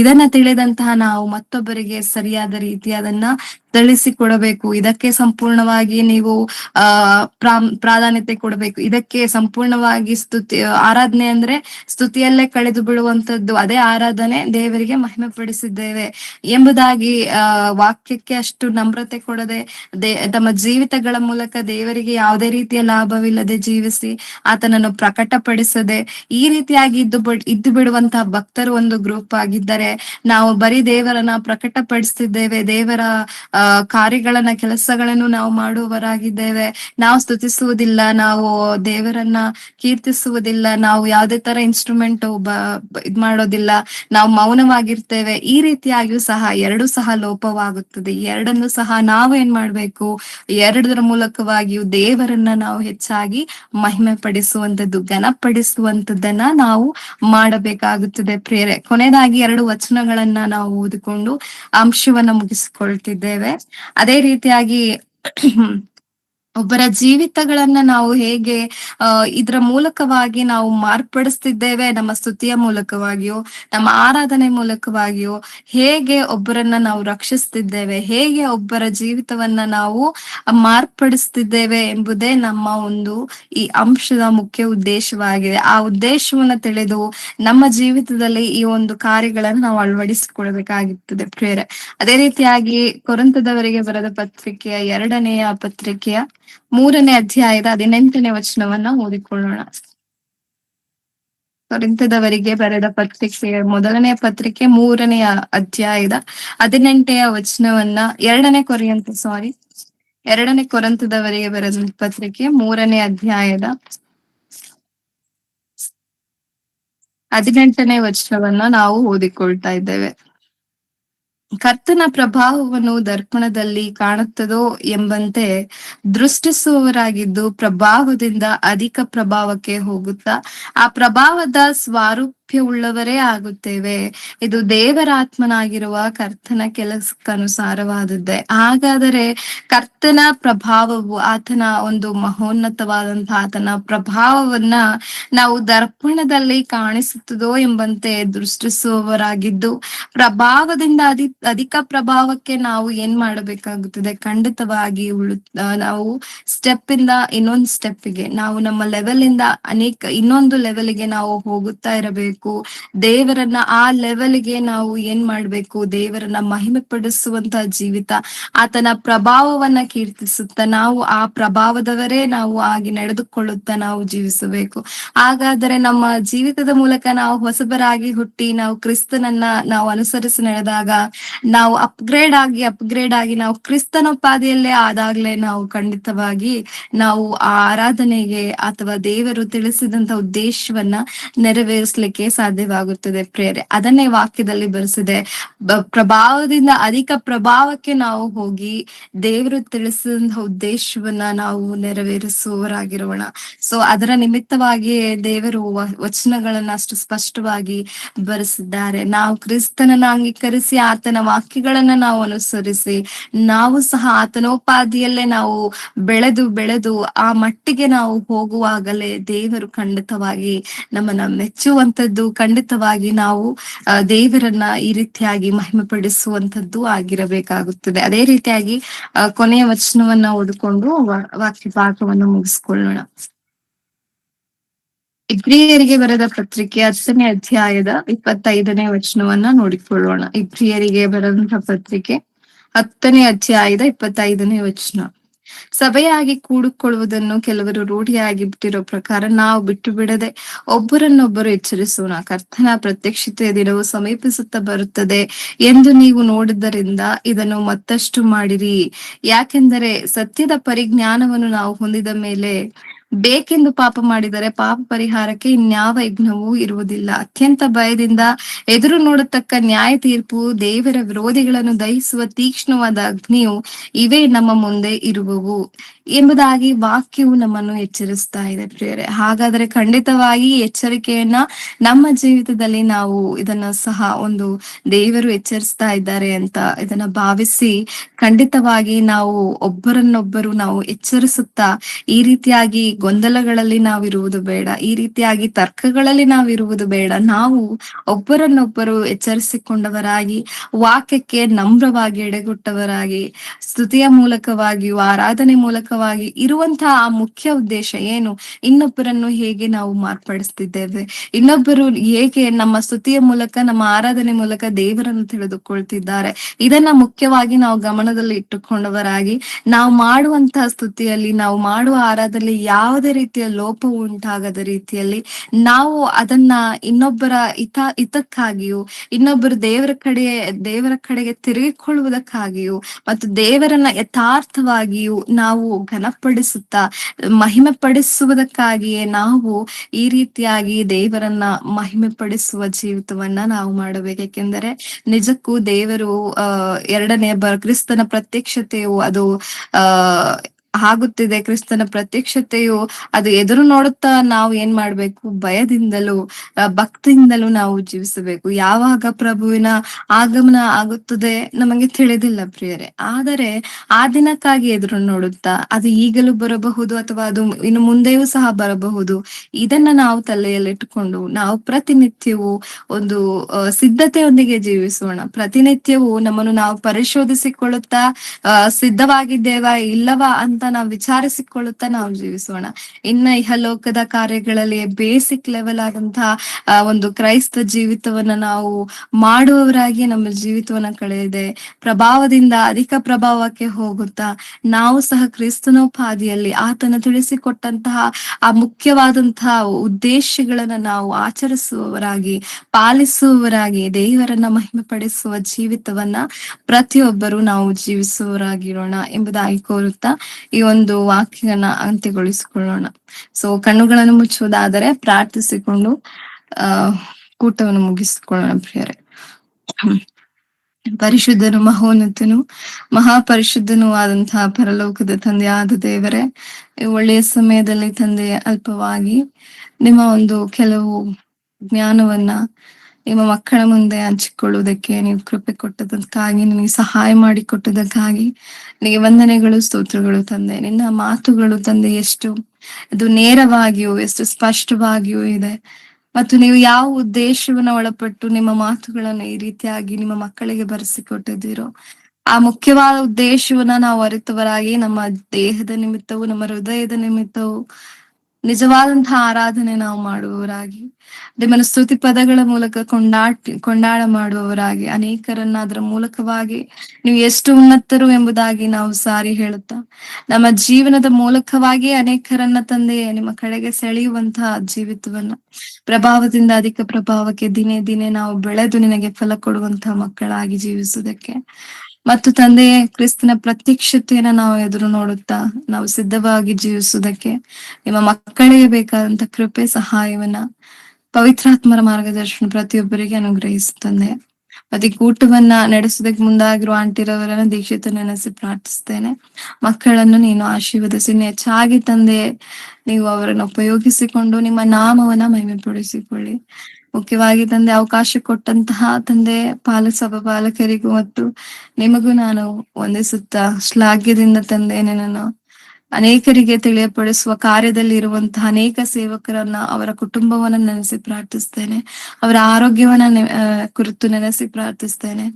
ಒಳ್ಳೆಯ ಆರೋಗ್ಯವನ್ನ ಕೊಡಿ ತಂದೆ ಮತ್ತು ನಿನ್ನ ಹೆಚ್ಚಾಗಿ ಮಹಿಮೆ ಪಡಿಸೋದಕ್ಕೆ ಮಾತುಗಳನ್ನ ತಿಳಿಸೋದಕ್ಕೆ ಸಹಾಯಿಸಿ ಮತ್ತು ಮಾತುಗಳನ್ನ ತಿಳಿದುಕೊಂಡು ಅದನ್ನ ಬಿಟ್ಟು ಬಿಡದೆ ನಾವು ಅಂಗೀಕರಿಸುವುದಕ್ಕೆ ಸಹಾಯಿಸಿ ಮತ್ತು ಶ್ರದ್ಧೆಯಿಂದ ಇಷ್ಟು ತನಕ ಕುಳಿತು ನಿನ್ನ ಮಾತುಗಳನ್ನು ಕೇಳಿದಂತಹ ನಿಮ್ಮ ಮಕ್ಕಳನ್ನು ಸಹ ತಂದೆ ವಾಕ್ಯಗಳನ್ನು ಕೇಳಿ ಅದನ್ನ ಮತ್ತೊಬ್ಬರಿಗೆ ಅದನ್ನು ಸರಿಯಾದ ರೀತಿಯಲ್ಲಿ ತಲುಪಿಸುವುದಕ್ಕೆ ಅವರಿಗೂ ಸಹ ನೀವು ಕೃಪೆ ಮಾಡಿ.